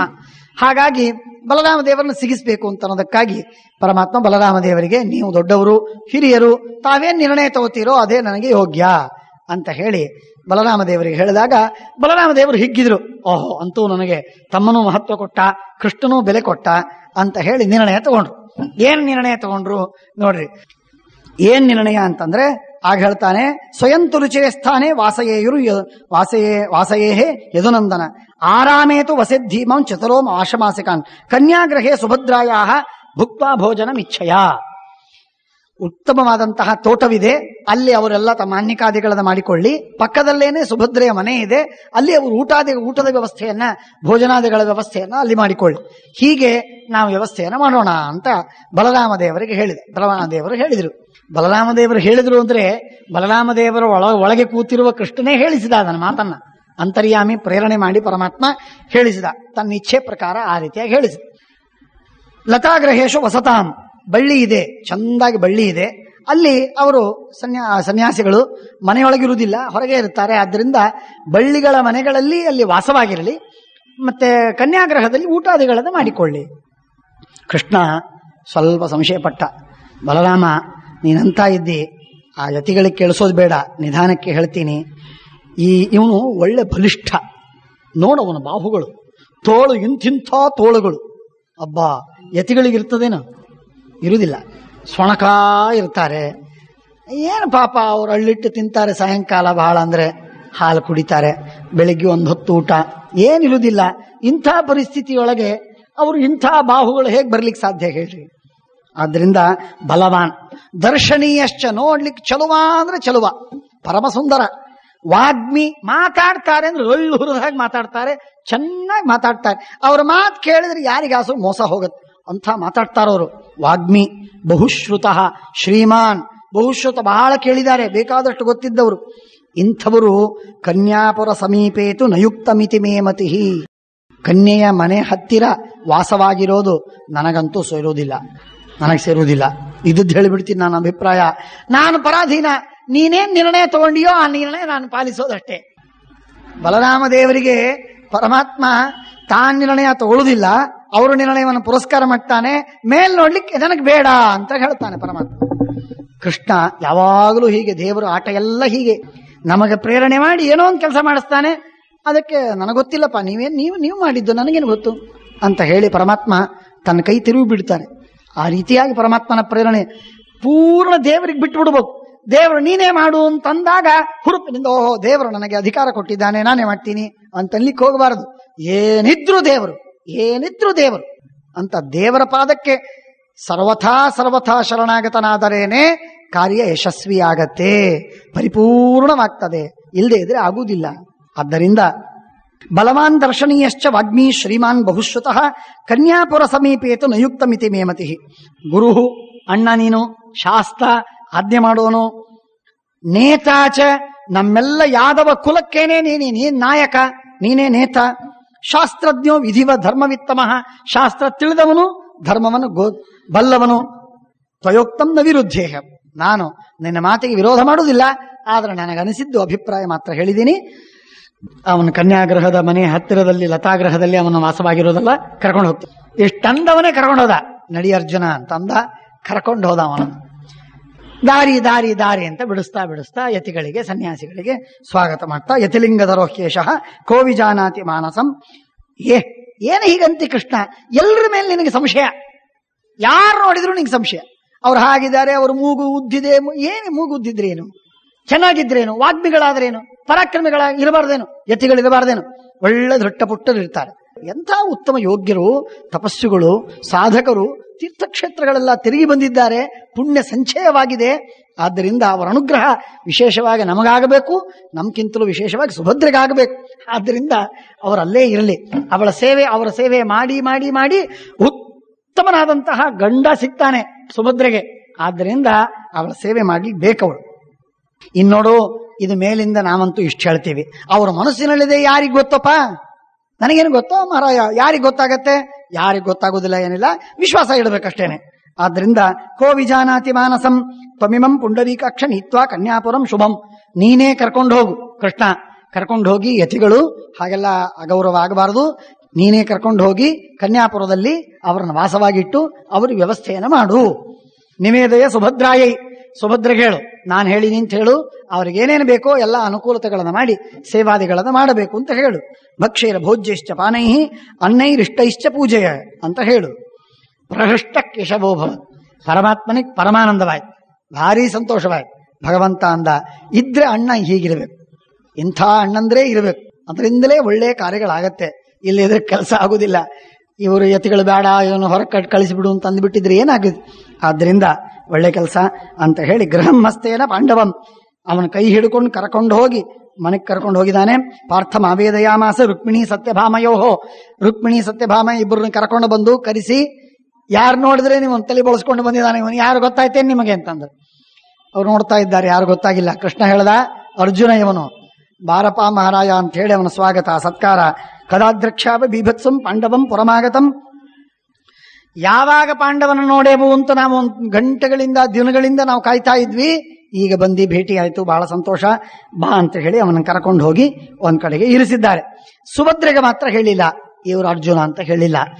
ಹೇಳದೇನೆ ಯತಿಗಳು ಬಂದಿದ್ದಾರೆ, ಅವರ ಸತ್ಕಾರ ಸ್ವಾಗತ ಮಾಡೋದು ನಿನ್ ಜವಾಬ್ದಾರಿ, ಅಣ್ಣ ಬಲರಾಮ ಹೇಳಿದ್ದಾನೆ, ಆದ್ದರಿಂದ ಎಲ್ಲಾ ವ್ಯವಸ್ಥೆಯನ್ನ ಮಾಡತಕ್ಕದ್ದು ನೀನು ಅಂತ ಸುಭದ್ರೆಗೆ ಹೇಳಿದ್ರೆ ಆಗ್ಲಿ ಅಂತ ಹೇಳಿ ಸುಭದ್ರೆ ಎಲ್ಲ ವ್ಯವಸ್ಥೆಯನ್ನು ಮಾಡ್ತಾ ಇದ್ದಾಳೆ. ಕನ್ಯಾಪುರಗತಃ ಕನ್ಯಾ ಪ್ರಯಚ್ಛಂತಿ ಯಶಸ್ವಿನಿ, ಇಷ್ಟೆಲ್ಲ ವ್ಯವಸ್ಥೆಯನ್ನ ಮಾಡ್ತಾ ಇದ್ದಾರೆ. ಸುಭದ್ರೆಯ ಬಗ್ಗೆ ಅರ್ಜುನನಿಗೆ ಅನೇಕ ಮಾತುಗಳೆಲ್ಲ ಮಾಹಿತಿಗಳೆಲ್ಲ ಕೇಳಿಕೊಂಡು ಗೊತ್ತವನಿಗೆ. ಅರ್ಜುನನ ಬಗ್ಗೆ ಸುಭದ್ರೆಗೂ ಗೊತ್ತು, ಪರಸ್ಪರವಾಗಿ ಇಬ್ಬರಿಗೆ ವಾರ್ತೆಗಳೆಲ್ಲ ಗೊತ್ತು. ಅರ್ಜುನೋಮಿ ನಮೇ ತುಲ್ಯ ಕುತಸ್ತ್ವಮಿತಿ ಚಬ್ರುಮನ್ ಅರ್ಜುನಸ್ಯ ಸಮೋವೀರ್ಯೇ, ಹೀಗೆ ಪರಸ್ಪರವಾಗಿದ್ದಾರೆ. ಆಗ ಸುಭದ್ರೆ ಏಕಾಂತದಲ್ಲಿ ಕೂತ್ಕೊಂಡು ಮಾತಾಡ್ತಾ ಇರುವ ಸಂದರ್ಭದಲ್ಲಿ ಕೇಳ್ತಾ ಇದ್ದಾಳೆ, ಪಾಂಡವರು ನಮ್ ಸೋದರತ್ತೆ ಅಂತ ಇದ್ದಾಳೆ, ನೀವು ಸಂಚಾರ ಮಾಡುವಾಗ ನಮ್ಮ ಸೋದರತ್ತೆ ಎಲ್ಲಾದರೂ ಭೇಟಿಯಾಗಿದ್ರ? ಪಾಂಡವರ ತಾಯಿ ಅವಳು ಭೇಟಿಯಾಗಿದ್ರು. ಹೇಗಿದ್ದಾಳೆ? ಸುಖವಾಗಿದ್ದಾಳೆ, ಚೆನ್ನಾಗಿದ್ದಾಳೆ. ಎಷ್ಟು ದಿವಸ ಆಯ್ತು ನೀವು ಭೇಟಿಯಾಗಿ? ಬಹಳ ದಿವಸ ಆಯ್ತು ಭೇಟಿಯಾಗಿ, ಆದ್ರೆ ಸುಖವಾಗಿದ್ದಾಳೆ. ಪಾಂಡವರನ್ನು ಭೇಟಿಯಾಗಿದ್ರೇನು? ಪಾಂಡವರು ಎಲ್ಲರೂ ಸುಖವಾಗಿದ್ದಾರೆ. ಧರ್ಮರಾಜ, ಭೀಮ, ಅರ್ಜುನ, ನಕುಲ, ಸಹದೇವ ಎಲ್ಲರೂ ಸುಖವಾಗಿದ್ದಾರೆ. ಹಾಗಾದರೆ ಅದರಲ್ಲಿ ಮಧ್ಯಮ ಧನಂಜಯ ಅವರೇನೋ ಊರು ಸಂಚಾರಕ್ಕೆಲ್ಲ ಹೋಗಿದ್ದಾರಂತೆ, ತೀರ್ಥಕ್ಷೇತ್ರಕ್ಕೆ ಹೋಗಿದ್ದಾರೆ ಅಂತೇನೋ ಸುದ್ದಿ ಬಂದಿತ್ತು. ಅವರು ಎಲ್ಲಾದರೂ ಭೇಟಿಯಾಗಿದ್ರೇನು? ಯಾವುದಾದ್ರೂ ತೀರ್ಥಕ್ಷೇತ್ರಗಳಲ್ಲಿ ಅವರು ನಿಮಗೆ ಭೇಟಿಯಾಗಿದ್ರು, ಪ್ರಭಾಸದಲ್ಲೂ ಭೇಟಿಯಾಗಿದ್ರು ಅಂತ ಹೇಳಿದ್ರು. ಹಾಗಾದರೆ ಅನುಜ್ಞಾತಶ್ಚ ಮಾತ್ರಾಚ ಸೋದರ ಇಷ್ಟ ಧನಂಜಯ ಕಸ್ಮಾನ್ ನಾಭಿಜಾನಾಸಿ ಮಾಧವಿ. ಆಗ ಹತ್ತಿರದಲ್ಲಿ ಕೂತ್ಕೊಂಡು ಅರ್ಜುನ ಸುಭದ್ರೆ ಜೊತೆಗೆ ಮಾತಾಡ್ತಾ ಇರುವ ಸಂದರ್ಭದಲ್ಲಿ ಸುಭದ್ರೆಗೆ ಕೇಳ್ತಾ ಇದ್ದಾರೆ, ಹಾಗಾದ್ರೆ ಅರ್ಜುನ ಎಲ್ಲಿದ್ದಾರೆ? ಹಾಗಾದ್ರೆ ಅವರು ಧನಂಜಯರು ಎಲ್ಲಿದ್ದಾರೆ? ನಿನ್ ಕೂತವನು ಯಾರು? ಮತ್ತೆ ನಾನೇ ಧನಂಜಯ ಅಂತ ಹೇಳಿದಾಗ ಅವಳಿಗೆ ನಾಚಿಕೆ ಆಗಿದೆ. ಅತ್ಯಂತ ಸಂಕೋಚದಿಂದ ಅವಳು ಮಾತಾಡ್ತಾ ಇಲ್ಲ. ಆಗ ಅರ್ಜುನ ಹೇಳ್ತಾನೆ, ನೀನೇನು ಸಂಕೋಚ ಪಡಬೇಡ, ನಿನ್ನ ವಿವಾಹ ಮಾಡಿಕೊಳ್ಳುವುದಕ್ಕಾಗಿ ನಾನು ಬಂದಿದ್ದೀನಿ. ವಿವಾಹ ಮಾಡಿಕೊಂಡು ಹೋಗುವುದು ಗಟ್ಟಿ. ಕೃಷ್ಣನಿಗೆ ನಾನು ಕೇಳಿದ್ದೀನಿ, ಅವನ ಪೂರ್ಣ ಒಪ್ಪಿಗೆ ಕೊಟ್ಟಿದ್ದಾನೆ. ಈಗ ಅವನ ನೀನು ಮಾತಾಡಿಸು ಬೇಕಾದರೆ, ಆದರೆ ಉತ್ತಮವಾದ ಮುಹೂರ್ತದ ದಿವಸ ನಾವಿದನ್ನು ಮದುವೆ ಮಾಡಿಕೊಳ್ಳೋದು, ಇದು ನಿಶ್ಚಿತ. ಶಶಾಸ ರುಕ್ಮಿಣೀಂ ಕೃಷ್ಣೋ ಭೋಜನಾದಿ ತದರ್ಜುನೆ. ಆಗ ಕೃಷ್ಣ ಏಕಾಂತದಲ್ಲಿ ಕೂತ್ಕೊಂಡು, ಇಲ್ಲಿ ಮತ್ತೊಂದ್ಸಲ ಬರ್ತದೆ, ಏಕಾಂತದಲ್ಲಿ ಕೂತ್ಕೊಂಡಿರುವಾಗಲೇನೆ ಪರಮಾತ್ಮ ರುಕ್ಮಿಣಿ ಕರೆದು ಪ್ರತ್ಯೇಕವಾಗಿ ಹೇಳ್ತಾನೆ, ರುಕ್ಮಿಣಿ ಅರ್ಜುನನಿಗೆ ಊಟದ ವ್ಯವಸ್ಥೆಯನ್ನು ಮಾಡು. ರುಕ್ಮಿಣಿ ಕೇಳ್ತಾಳೆ, ಅಲ್ಲ ಮತ್ತೆ ಸುಭದ್ರೆಗೆ ಹೇಳಿದ್ರಲ್ಲ? ಇಲ್ಲ, ಸುಭದ್ರೆ ಮತ್ತು ಅರ್ಜುನ ಇಬ್ಬರು ಮಾತಾಡ್ತಾ ಇರುವಾಗ ಅವನು ಅರ್ಜುನ ಅಂತ ಗೊತ್ತಾಗಿದೆ, ಅವಳ ಸಂಕೋಚದಿಂದ ದೂರವಾಗಿದ್ದಾಳೆ ಈಗ ಸನ್ಯಾಸಿಗಳು. ಆದ್ದರಿಂದ ನೀನು ಅವನಿಗೆ ಬಡಿಸಿ ಕಳಿಸು ಅಂತ ಹೇಳ್ತಾರೆ. ಕೃಷ್ಣ ದಿವ್ಯಜ್ಞಾನೇನ ಚಕ್ಷುಷ ಜ್ಞಾತ್ವಾ ಕನ್ಯಾಪುರೇತ ಯದ್ವೃತ್ತಂ ಜ್ಞಾತ್ವಾ ದಿವ್ಯೇನ ಚಕ್ಷುಷ ಶಶಾಸ ರುಕ್ಮಿಣೀಂ ಕೃಷ್ಣೋ ಭೋಜನಾದಿ ತದರ್ಜುನೆ. ಊಟದ ವ್ಯವಸ್ಥೆಯನ್ನ ಮಾಡಿಕೊಡುವುದಕ್ಕೆ ರುಕ್ಮಿಣಿಗೆ ಪರಮಾತ್ಮ ಹೇಳ್ತಾನೆ. ಆಗಿಂದಾಗ ದಿವ್ಯಜ್ಞಾನದಿಂದ ನೋಡಿಕೊಂಡು ಸರ್ವಜ್ಞನಾದ ಪರಮಾತ್ಮನಿಗೆ ದಿವ್ಯಜ್ಞಾನವೇನು? ರುಕ್ಮಿಣ್ಯೇವಂ ಸುಭದ್ರಾಂತಾಂ ಕೃಷ್ಣಸ್ಯಾನುಮತೆ ತದಾ ರಹೋಗತ್ಯ ತದಾ ಶ್ವಶ್ರುಕ್ಯಮಬ್ರವೀತ್. ಆಗ ರುಕ್ಮಿಣಿ ಎಲ್ಲ ಊಟದ ವ್ಯವಸ್ಥೆಯನ್ನು ಮಾಡಿದ್ಲು. ಜೊತೆಗೆ ಸುಭದ್ರೆಯ ಜೊತೆಗೆ ಮಾತಾಡ್ತಾಳೆ. ಸುಭದ್ರ, ಅರ್ಜುನ ಈ ಯೋಗ್ಯ ವರ ಅಂತ ನಿನಗೆ ಒಪ್ಪಿಗೆ ಆಗಿದೆಯಲ್ಲ? ಅವಳು ಒಪ್ಪಿದೆ ಅಂತ ಹೇಳಿದಾಗ ದೇವಕಿ ಹತ್ರ, ತನ್ನ ಅತ್ತೆ ಹತ್ರ ಹೋಗಿ ಸುದ್ದಿಯನ್ನು ಹೇಳ್ತಾಳೆ. ಸುಭದ್ರೆಯನ್ನ ಅರ್ಜುನನಿಗೆ ಕೊಟ್ಟು ವಿವಾಹವಾಗಬೇಕು, ಅದಕ್ಕೆ ಅನುಮತಿಸಬೇಕು, ಅಂದರೆ ಈ ಮುಂದಿನ ಕಾರ್ಯವಾಗತ್ತೆ ಅಂತ ಹೇಳಿದಾಗ ದೇವಕಿ ಹೋಗಿ ವಸುದೇವನಿಗೆ ಹೇಳ್ತಾಳೆ. ವಸುದೇವನು ಒಪ್ಪಿಕೊಳ್ತಾನೆ, ಸಂತೋಷವಾಗ್ತದೆ. ಆಗ ಏಕಾಂತದಲ್ಲೆಲ್ಲರೂ ಇದ್ದಾಗ ಇಷ್ಟೆಲ್ಲ ಮಾತು ನಿಶ್ಚಯವಾಗಿ ಆಮೇಲೆ ಇನ್ನು ಅದಕ್ಕೆ ಸಿದ್ಧವಾಗಬೇಕು, ಇಷ್ಟಿಷ್ಟು ಕೆಲಸವಾಗಬೇಕು ಅಂತ ಹೇಳಿ ಎಲ್ಲ ಕಾರ್ಯಗಳನ್ನು ಸಿದ್ಧ ಮಾಡಿಕೊಂಡಿದ್ದಾರೆ. ವಿವಾಹ ಮಾಡುವುದಿಲ್ಲ, ಎಲ್ಲವೂ ಸಿದ್ಧವಾಗಿದೆ. ದ್ವಾದಶೇಹನಿ, ಈಗ ಇನ್ನು 12 ದಿವಸಕ್ಕೆ, ಸರಿಯಾಗಿ ಇನ್ನು 12 ದಿನಕ್ಕೆ ವಿವಾಹವಾಗುವುದು ಅಂತ ನಿಶ್ಚಯ ಮಾಡಿಕೊಂಡ್ರು. ಅಜ್ಞಾತಂ ರೋಹಿಣೀಯಸ್ಯ, ಬಲರಾಮ ದೇವರಿಗೆ ಮಾತ್ರ ಯಾರೂ ಸುದ್ದಿ ತಿಳಿಸ್ಲಿಕ್ಕಿಲ್ಲ. ನಮ್ಮಲ್ಲೇನಿದೆ ಇದು ಗುಟ್ಟು, ಯಾರಿಗೂ ಗೊತ್ತಾಗಲಿಕ್ಕಿಲ್ಲ. ಒಬ್ಬರಿಗೆ ಗೊತ್ತಾದರೆ ಸ್ವಯಂ ಕೃಷ್ಣ ತನ್ನ ಮಗನಾದ ಪ್ರದ್ಯುಮ್ನನಿಗೆ ಈ ಸುದ್ದಿಯನ್ನು ಹೇಳ್ತಾ ಇಲ್ಲ. ತನ್ನ ಮಗನಾದ ಪ್ರದ್ಯುಮ್ನನಿಗೆ ಈ ಸುದ್ದಿಯನ್ನು ಹೇಳ್ತಾ ಇಲ್ಲ. ಇಷ್ಟು ಗೂಢವಾಗಿ ಆ ವಿವಾಹವನ್ನ ಮಾಡ್ತಾ ಇದ್ದಾರೆ. ಯಾಕೆ ಅಂದ್ರೆ ಪ್ರದ್ಯುಮ್ನಾದಿ, ಇದೇ ಸಂದರ್ಭದಲ್ಲಿ ಶ್ರೀಮದಾಚಾರ್ಯ ಒಂದು ನಿರ್ಣಯವನ್ನು ಕೊಡ್ತಾರೆ. ಪ್ರದ್ಯುಮ್ನ ಅವನು ಪರಮಾತ್ಮನಿಗೆ ವಿರುದ್ಧವಾಗಿ ಬಲರಾಮ ದೇವರಿಗೆ ಅನುಕೂಲವಾಗುವಂತೆ ದುರ್ಯೋಧನನಿಗೆ ಸುಭದ್ರೆಯನ್ನು ಕೊಟ್ಟು ವಿವಾಹ ಮಾಡೋಣ ಅಂತ ಸಂಕಲ್ಪ ಮಾಡಿದ್ದ. ಹೀಗೆ ಎಲ್ಲರೂ ಹಾಗೆ ಇದ್ರು. ಕೌರವರು, ಅವರು ರಾಜ್ಯದಲ್ಲಿದ್ದವರು, ಅವರ ಬಲ ನಮಗೆ ಸಹಾಯ ಬೇಕು, ಆದ್ದರಿಂದ ದುರ್ಯೋಧನನಿಗೆ ನಮ್ಮ ತಂಗಿಯನ್ನು ಕೊಟ್ಟು, ನಮ್ಮ ಈ ಹುಡುಗಿಯನ್ನು ಕೊಟ್ಟು ಮದುವೆ ಮಾಡೋಣ ಅಂತ ಇವರೆಲ್ಲರೂ ಆಲೋಚನೆ ಮಾಡಿದ್ರು. ಹಾಗಾಗಿ ಕೃಷ್ಣನ ಮನಸ್ಸಿನೊಳಗೆ ವಿಚಾರ ಮಾಡಿದ್ದ ಪರಮಾತ್ಮ, ಪ್ರದ್ಯುಮ್ನಾದಿಗಳೆಲ್ಲರೂ ಕೂಡ ಸುಭದ್ರೆಯನ್ನ ದುರ್ಯೋಧನನಿಗೆ ಕೊಟ್ಟು ವಿವಾಹ ಮಾಡಬೇಕು ಅಂತಂತಾರೆ. ಅಂಥವರಿಗೆ ನಾನು ಈ ಮಾತನ್ನ ಹೇಳಬಾರ್ದು, ಹೇಳಿದ್ರೆ ಕೆಲಸ ಕೆಟ್ಟೋಗತ್ತೆ ಅಂತ ಹೇಳಿ ಸ್ವಂತ ತನ್ನ ಮಗನಿಗೆ ಮೋಸ ಮಾಡಿ ಕೃಷ್ಣ ತನ್ನ ತಂಗಿಯ ವಿವಾಹವನ್ನ ಅರ್ಜುನನ ಜೊತೆಗೆ ಮಾಡುವುದಕ್ಕೆ ಸಿದ್ಧನಾಗಿದ್ದ. ಇಷ್ಟು ಪರಮಾತ್ಮನಿಗೆ ಅರ್ಜುನನ ಮೇಲೆ ಪ್ರೀತಿ, ಪಾಂಡವರ ಮೇಲೆ ಅವನಿಗೆ ಸ್ನೇಹ, ಅನುಗ್ರಹ. ಆದ್ದರಿಂದ ಇಷ್ಟೆಲ್ಲ ನಿಶ್ಚಯವಾಗಿದೆ. ಆಗ ಎಲ್ಲರನ್ನ ಇನ್ನನೇಕ ಜನ ಊರಲ್ಲಿ ಇದ್ರು ದ್ವಾರಕೆಯಲ್ಲಿ. ಆ ದ್ವಾರಕೆಯಲ್ಲಿ ಇರತಕ್ಕಂತಹ ಜನರನ್ನೆಲ್ಲರನ್ನೂ ಕೂಡ ಕೊಟ್ಟು ಕಳಿಸ್ತಾನೆ ಪರಮಾತ್ಮ. ನೀವೆಲ್ಲ ಹೋಗಿ ಆ ಇನ್ನೊಂದು ದ್ವೀಪ ಇದೆ, ಆ ದ್ವೀಪದಲ್ಲಿ ಒಂದು ದೊಡ್ಡ ಗುಡಿ, ದೇವಸ್ಥಾನ, ಆ ದೇವಾಲಯದಲ್ಲಿ ಒಂದು ಉತ್ಸವ, ಆ ಉತ್ಸವಕ್ಕೆ ನೀವೆಲ್ಲ ಹೋಗಿ ಅಂತ ಹೇಳಿ ಎಲ್ಲರನ್ನೂ ಕೊಟ್ಟು ಕಳಿಸ್ತಾನೆ. ಸ್ವಯಂ ತಾನೂ ಹೋಗ್ತಾನೆ, ಎಲ್ಲರನ್ನೂ ಕರ್ಕೊಂಡು ಹೋಗ್ತಾನೆ. ಎಲ್ಲರೂ ಹೋಗ್ತಾರೆ, ಅಲ್ಲೇ ಇರ್ತಾರೆ. ವಸುದೇವ, ದೇವಕಿ, ಕೃಷ್ಣ ಪ್ರತಿಯೊಬ್ಬರು ಹೋದು. ಇಲ್ಲಿ ಕೇವಲ ಅರ್ಜುನ ಮತ್ತೆ ಸುಭದ್ರೆ ಇಷ್ಟು ಮಾತ್ರ ಇದ್ದಾರೆ. ಸಮುದ್ರಂ ಪ್ರಯಯುಲ್ ನೌಭಿ ತ್ವರಿತವಾಗತ್ಯ ದಾಶಾರ್ಹ ಗಣಪೂಜಿತಂ. ಆಗ ಎಲ್ಲರೂ ಅಲ್ಲಿ ಆಟವಾಡ್ತಾ ಇರುವಾಗ, ಉತ್ಸವದಲ್ಲಿರುವಾಗ ವಸುದೇವ ದೇವಕಿಯರಿಗೆ ಹೇಳಿ ಏಕಾಂತದಲ್ಲಿ ಓಡಿ ಧಾವಿಸಿ ರಥದಲ್ಲಿ ಕೂತ್ಕೊಂಡು ಪರಮಾತ್ಮ ಬಂದುಬಿಡ್ತಾನೆ. ಬಂದು ಇಲ್ಲಿ ವಿವಾಹಕ್ಕೆ ಸಿದ್ಧವಾಗ್ತಾನೆ. ಉಗ್ರಸೇನ ಮುಖಾಶ್ಚಾನ್ಯ ಸಪ್ತಯೋಜನ ವಿಸ್ತಾರ ದಶೋಜನಂ, ಇಷ್ಟೆಲ್ಲ ಆಗಿದೆ. ಆಗ ಈಚೆ ಕೃಷ್ಣಾದಿಗಳೆಲ್ಲರೂ ಕೂಡ ಬೇರೆ ಆ ಒಂದು ಸಣ್ಣ ದ್ವೀಪಕ್ಕೆ ಹೋಗಿರುವ ಸಂದರ್ಭದಲ್ಲಿ ಇಲ್ಲಿ ಆಲೋಚನೆ ಮಾಡ್ತಾ ಇದ್ದಾರೆ. ಅರ್ಜುನ ಮತ್ತು ಸುಭದ್ರೆ ಇವರಿಬ್ಬರು, ಏನಿದು ಕನ್ಯಾದಾನ ಮಾಡಿಕೊಡೋದಕ್ಕೆ ಯಾರಿಲ್ಲಲ್ಲ, ಏನ್ ಮಾಡ್ಲಿ ಅಂತ ಹೇಳಿ ಆಲೋಚನೆ ಮಾಡ್ತಾ ಇದ್ದಾರೆ. ಆಗ ತಂದೆ, ಅಣ್ಣ, ತಾಯಿ, ಸೋದರ ಮಾವ, ತಂದೆಯ ತಂದೆ, ತಂದೆಯ ಅಣ್ಣ ಇವರೆಲ್ಲರೂ ಕೂಡ ಕನ್ಯಾದಾನವನ್ನು ಮಾಡಿಕೊಡ್ಲಿಕ್ಕೆ ಸಮರ್ಥರು, ಅರ್ಹರು, ಯೋಗ್ಯ ಅಧಿಕಾರವಿದ್ದವರೇ. ಆದ್ದರಿಂದ ಯಾರಾದರೂ ಬಂದರೂ ಸಾಕು, ಕನ್ಯಾದಾನ ಮಾಡೋಣ. ವಿದೇಶಸ್ಥಾಹಿ ಬಾಂಧವಾಹ, ಇಷ್ಟು ಒಂದು. ಇನ್ನೊಂದು ಮಾತು ಅಂತಂದ್ರೆ, ನಾವು ಕನ್ಯಾದಾನವನ್ನು ಮಾಡಿಕೊಡುವುದು ಅಂತನ್ನುವುದು ಬೇಡವೇ ಬೇಡ, ಗಾಂಧರ್ವ ವಿವಾಹವನ್ನು ಮಾಡಿಕೊಂಡು ಹೋಗಿಬಿಡೋಣ. ಯಾಕೆಂದ್ರೆ ನೋಡು, ವರಮಾಹೂಯ ವಿಧಿನಾ ಪಿತ್ರಾದತ್ತ ತಯಾರ್ಥಿನೇ ತಥಾರ್ಥಿನೇ ಸಾಪತ್ನಿ ಪರೈರುಕ್ತ. ಮದುವೆ ವಿವಾಹ ಅನೇಕ ವಿಧವಾದದ್ದು. ಆ ಅನೇಕ ವಿಧವಾದ ವಿವಾಹಗಳಲ್ಲಿ ಈಗ ಸಂಭವಿಸಬಹುದಾದ ವಿವಾಹ ಯಾವುದೂ ಅಲ್ಲ.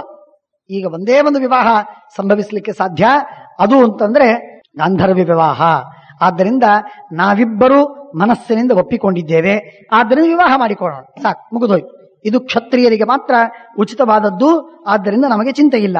ಇನ್ನೊಂದು ರಾಕ್ಷಸ ವಿಧಿ, ಅಂದ್ರೆ ಅಪಹಾರ ಮಾಡಿಕೊಂಡು ಹೋಗೋದು. ನಿನ್ನನ್ನು ಅಪಹಾರ ಮಾಡಿಕೊಂಡು ಹೋಗುವ ಅಗತ್ಯವಿಲ್ಲ, ನೀನು ಒಪ್ಪಿದ್ದೀಯ, ಆದ್ದರಿಂದ ನಿನ್ನ ಸಮ್ಮತಿಯಿಂದಲೇ ನಾನು ಕರ್ಕೊಂಡು ಹೋಗ್ತೇನೆ, ಆದ್ದರಿಂದ ರಾಕ್ಷಸವಲ್ಲ, ಬೇಕಾದರೆ ಗಾಂಧರ್ವ ಅಥವಾ ರಾಕ್ಷಸ ಅಂತೂ ಚಿಂತೆ ಇಲ್ಲ. ಗಾಂಧರ್ವಸ್ತು ಕ್ರಿಯಾಹೀನೋ ರಾಗಾದೇವ ಪ್ರವರ್ತತೆ ಇತ್ಯಾದಿಯಾಗಿ ಹೇಳ್ತಾನೆ. ಹೇಳಿ ಈಗ ನೋಡು, ಉತ್ತಮವಾದಂತಹ ಅಯನ ಇದು ದಕ್ಷಿಣಾಯನ, ಉತ್ತರಾಯಣ. ಈ ಉತ್ತರಾಯಣದಲ್ಲಿ ವಿವಾಹ ಬಹಳ ಉತ್ತಮವಾದದ್ದು.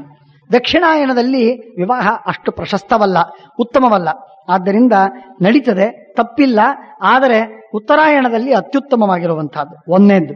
ಎರಡನೇದ್ದು ಮಾಸ, ತಿಂಗಳು ಬಹಳ ಉತ್ತಮವಾಗಿರತಕ್ಕಂತಹ ತಿಂಗಳು ವೈಶಾಖ ಮಾಸವಿದೆ. ಆ ವೈಶಾಖ ಮಾಸವಿದ್ದದ್ದರಿಂದ ಶ್ರೇಷ್ಠವಾಗಿರತಕ್ಕಂತಹ ಮಾಸ. ಶುಕ್ಲ ಪಕ್ಷ, ವೈಶಾಖ ಮಾಸ ಶುಕ್ಲ ಪಕ್ಷ ಇನ್ನೂ ಉತ್ತಮವಾದದ್ದು. ಆದ್ದರಿಂದ ಉತ್ತರಾಯಣ, ವೈಶಾಖ ಮಾಸ, ಶುಕ್ಲ ಪಕ್ಷ ಇದೆಲ್ಲವೂ, ನಕ್ಷತ್ರವೂ ಬಹಳ ಶ್ರೇಷ್ಠವಾದ ನಕ್ಷತ್ರವಿದೆ. ಇಷ್ಟೆಲ್ಲ ಇದ್ದಾಗ ತೃತೀಯಾಚ ತಿಥಿಶ್ವಪಿ, ತೃತೀಯ ತಿಥಿ ಇದು ಬಹಳ ಉತ್ತಮವಾಗಿರತಕ್ಕಂತಹ ತಿಥಿ. ಆದ್ದರಿಂದ ಅಕ್ಷಯ್ಯ ತೃತೀಯ ಅಂತ ಕರಿತೇವೆ. ಅಂಥ ಉತ್ತಮವಾದದ್ದು ಮಕರ ಲಗ್ನ, ಭವಕರಣ, ಮೈತ್ರ ಮುಹೂರ್ತ ಇದು ವಿವಾಹಕ್ಕೆ ಅತಿ ಶ್ರೇಷ್ಠವಾಗಿರುವಂತಹದ್ದು. ಆದ್ದರಿಂದ ಈ ಸಂದರ್ಭದಲ್ಲಿ ವಿವಾಹವನ್ನು ಮಾಡಿಕೊಳ್ಳೋಣ. ನೋಡಿ, ಅರ್ಜುನಾದಿಗಳು ಕೂಡ ವಿವಾಹವನ್ನು ಮಾಡಿಕೊಳ್ಳುವ ಸಂದರ್ಭದಲ್ಲಿ ಮುಹೂರ್ತವನ್ನು ನೋಡಿಕೊಳ್ತಾರೆ. ಇದು ನಮಗೆಲ್ಲ ಮಾರ್ಗದರ್ಶನ. ನಿಜವಾಗಿ ಸ್ವಯಂ ಸ್ವಯಂ ವೆಂಕಟೇಶ ದೇವರು ಕೂಡ ವಿವಾಹವನ್ನು ಮಾಡಿಕೊಳ್ಳುವಾಗ ಉತ್ತಮ ಮುಹೂರ್ತದ ದಿನವೇ ವಿವಾಹವನ್ನು ಮಾಡಿಕೊಂಡದ್ದು. ವೈಶಾಖ ಶುಕ್ಲ ದಶಮಿ ದಿನ ಶುಕ್ರವಾರ ವಿವಾಹವನ್ನು ಮಾಡಿಕೊಂಡದ್ದು. ಹಾಗಾಗಿ ವಿವಾಹವನ್ನು ಮಾಡಿಕೊಳ್ಳಬೇಕಾದರೆ ಉತ್ತಮವಾದ ಮುಹೂರ್ತ ಬೇಕೇ ಬೇಕು. ಏನೇನೋ ಅನೇಕ ಜನ ಅನೇಕ ವಿಧವಾದ ವಿಚಾರಗಳನ್ನು ಇಟ್ಕೊಂಡಿರ್ತಾರೆ. ಎಲ್ಲಾ ಅನುಕೂಲ್ಯಗಳನ್ನು ನೋಡ್ತಾರೆ, ಮುಹೂರ್ತದ ಅನುಕೂಲ್ಯ ಮಾತ್ರ ಬೇಕಾಗಿಲ್ಲ ಅವರಿಗೆ. ಈ ಮುಹೂರ್ತವನ್ನು ಬಿಟ್ಟು ನಾವು ಯಾವುದೋ ಒಂದು ಕ್ಷೇತ್ರದಲ್ಲಿ ಮಾಡಿದರೆ ಬರ್ತದೇನೋ, ಆಗ ಮಾಡಿದರೆ ಇದೆಲ್ಲ ಸರಿಯಲ್ಲ, ಇದೆಲ್ಲ ಸರಿಯಲ್ಲ. ಯಾವಾಗ ಮುಹೂರ್ತವಿಲ್ಲ ಆ ಸಂದರ್ಭದಲ್ಲಿ ಸರ್ವಥಾ ಮಾಡತಕ್ಕದ್ದಲ್ಲ. ಇಷ್ಟು ಸಾಮಾನ್ಯವಾದ ಕಲ್ಪನೆ ಜನರಿಗೆ ಅವಶ್ಯವಾಗಿರಬೇಕು, ಅವಶ್ಯವಾಗಿರಬೇಕು. ವಿನಾಕಾರಣವಾಗಿ ಮುಹೂರ್ತದ ವಿರುದ್ಧವಾಗಿ, ಶಾಸ್ತ್ರ ವಿರುದ್ಧವಾಗಿ ಆಚರಣೆಯನ್ನು ಮಾಡತಕ್ಕದ್ದಲ್ಲ. ತಮ್ಮ ಸೌಕರ್ಯವನ್ನು ನೋಡಿ ದೇವರ ಮೇಲೆ ಭಾರ ಹಾಕಿ ಮಾಡ್ತೀವಿ ಅಂತಂತಾರೆ. ಸೌಕರ್ಯವನ್ನು ನೋಡಿ ದೇವರ ಮೇಲೆ ಭಾರ ಹಾಕೋದಲ್ಲ. ಅನಿವಾರ್ಯವಿದ್ರೆ ಮಾತು ಬೇರೆ, ಅನಿವಾರ್ಯವಿಲ್ಲದಿರುವಾಗ ವಿನಾಕಾರಣವಾಗಿ ಮಾಡತಕ್ಕದ್ದಲ್ಲ. ಆ ರೀತಿಯಾಗಿ ವಿವಾಹವನ್ನು ಮಾಡಿಕೊಳ್ಳೋದು ಅಂತ ನಿಶ್ಚಯ ಮಾಡಿಕೊಂಡಿದ್ದಾರೆ. ನಾರಾಯಣೋಪಿ ಸರ್ವಜ್ಞೋ ನಾಮಬುದ್ಧೇತ ವಿಶ್ವಕೃತ ನೋಮಾಚ ಕಿಂಚಿತ್ ವಚನಂ. ಇಷ್ಟು ಎಲ್ಲರೂ ಸಿದ್ಧರಾಗಿದ್ದಾರೆ. ಅರ್ಜುನ, ಸುಭದ್ರೆ ಇವರಿಬ್ಬರೂ ನಿರ್ಣಯ ಮಾಡಿಕೊಂಡಿದ್ದಾರೆ. ಅಲ್ಲಿ ಕೃಷ್ಣ ತಾನು ಹೋಗುವಾಗ ತನ್ನ ಯಾವಾಗಲೂ ಒಯ್ಯುವಂತಹ ಏನೊಂದು ರಥವಿತ್ತಲ್ಲ, ಆ ರಥವನ್ನು ಒಯ್ಯಲಿಲ್ಲ ಕೃಷ್ಣ. ಆ ರಥವನ್ನು ಇಲ್ಲೇ ಇಟ್ಬಿಟ್ಟ. ಅವನಂದ, ಈ ರಥ ಇಲ್ಲೇ ಇರಲಿ. ಈ ರಥಕ್ಕೆ 4 ಕುದುರೆಗಳು, ಮೇಘಪುಷ್ಪ ಬಲಾಹಕ ಇತ್ಯಾದಿ, ಶೈಬ್ಯ ಸುಗ್ರೀವ ಮೇಘಪುಷ್ಪ ಬಲಾಹಕ ಎಂಬ 4 ಕುದುರೆಗಳ ಭಾರಿ ಉತ್ತಮವಾದಂತಹ ರಥ, ಅತಿ ವೇಗದಿಂದ ಹೋಗುವಂತಹದ್ದು. ಆ ರಥವನ್ನ ಕೃಷ್ಣ ಬೇಕು ಅಂತ ಇಟ್ಟಿದ್ದ. ಇಡೋದು ಮಾತ್ರವಲ್ಲ, ಆ ರಥವನ್ನ ನಡೆಸುವ ಕಲೆಯನ್ನು ಕೂಡ ಕಲಿಸಿಕೊಟ್ಟಿದ್ದ ಸುಭದ್ರೆಗೆ. ಪ್ರಸಂಗ ಬಂದಾಗ ಉಪಯೋಗ ಬೀಳುತ್ತದೆ, ಗೊತ್ತಿರಲಿ ನಿನಗೆ, ಡ್ರೈವಿಂಗ್ ಬರಬೇಕು ಹೆಣ್ಮಕ್ಕಳಿಗೆ ಅಂತ ಹೇಳಿ ರಥದ ಸಾರಥ್ಯವನ್ನ ಕಲಿಸಿಕೊಟ್ಟಿದ್ದ ಸುಭದ್ರೆಗೆ ಕಲಿಸಿದ್ದ. ಅಲ್ಲಿ ಇಟ್ಟು ಸುಭದ್ರೆಗೆ, ಅರ್ಜುನನಿಗೆ ಹೇಳಿದ್ದ, ರಥ ಇಲ್ಲಿದೆ, ನಾವು ಹೋಗಿ ಬರ್ತೇವೆ. ಆಚೆ ಕೃಷ್ಣ ಹೋದ. ರಾತ್ರಿ ಹೊತ್ತು ಅವನಿಗೆ ಪರಮಾತ್ಮನಿಗೆ ಎಚ್ಚರವಾಯಿತು ಅಂದ್ರೆ ಮಲಗಿದಂತೆ ತೋರಿಸಿದ್ದ.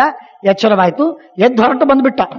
ಬಂದು ಅವರಿಗೆಲ್ಲ ವ್ಯವಸ್ಥೆ ಮಾಡಿ ಆಗಿಂದಾಗ ಅವರನ್ನ ಕೊಟ್ಟು ಕಳಿಸುವ ಒಂದು ಪ್ಲಾನ್ ಪರಮಾತ್ಮ ಮಾಡಿ ಅವರನ್ನು ಕೊಟ್ಟು ಕಳಿಸಿದ. ಆಜಗಾಮ ಪುರೀಂ ರಾತ್ರೌ ದ್ವಾರಕಾಂ ಸ್ವಜನೈರ್ವೃತಃ.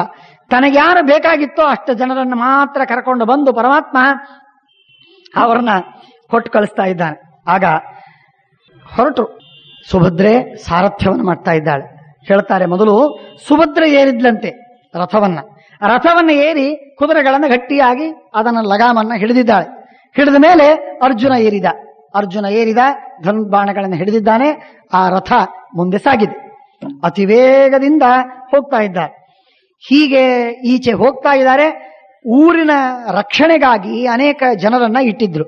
ಅದರೊಳಗೆ ಕೃಷ್ಣ ಏನು ವ್ಯವಸ್ಥೆ ಮಾಡಿದ್ದ ಅಂತಂದ್ರೆ, ಒಂದು ವ್ಯವಸ್ಥೆ ಮಾಡಿದ್ದ.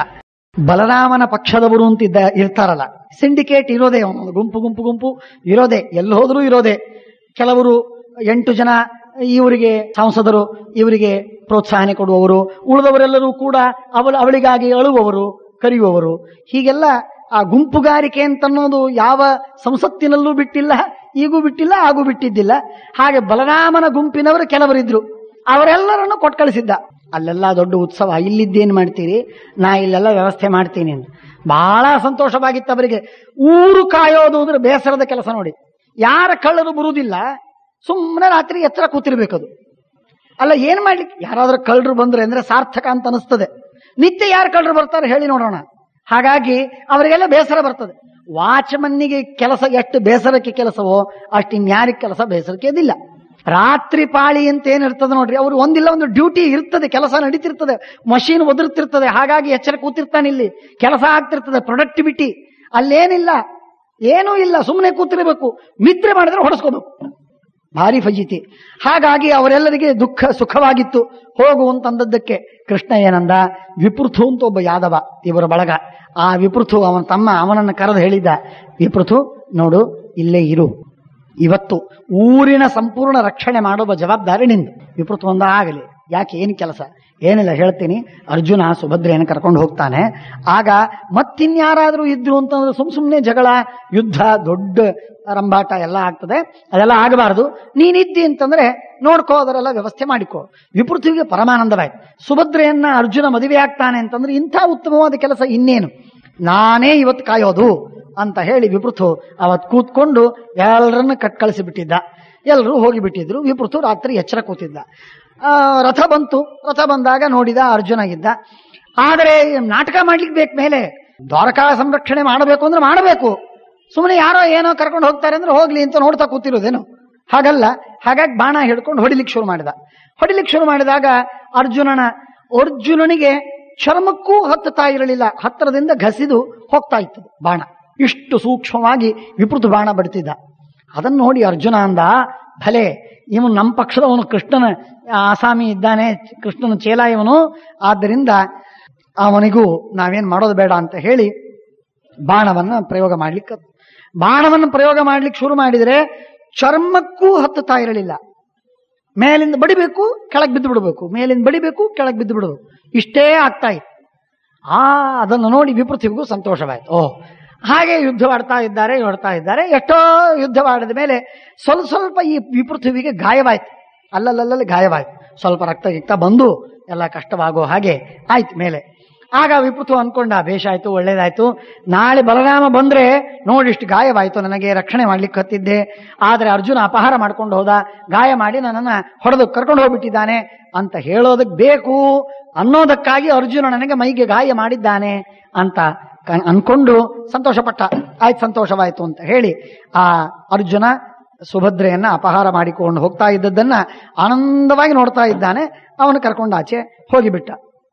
ಇಷ್ಟಾದ ಮೇಲೆ ಯಾದವೈ ಸಹಿತ ಪಶ್ಚಾತ್ ಆಗಮಿಷ್ಯಾಮಿ ಭಾರತ ಎಲ್ಲ ತಿರುಗಿ ಬಂದಿದ್ದಾರೆ.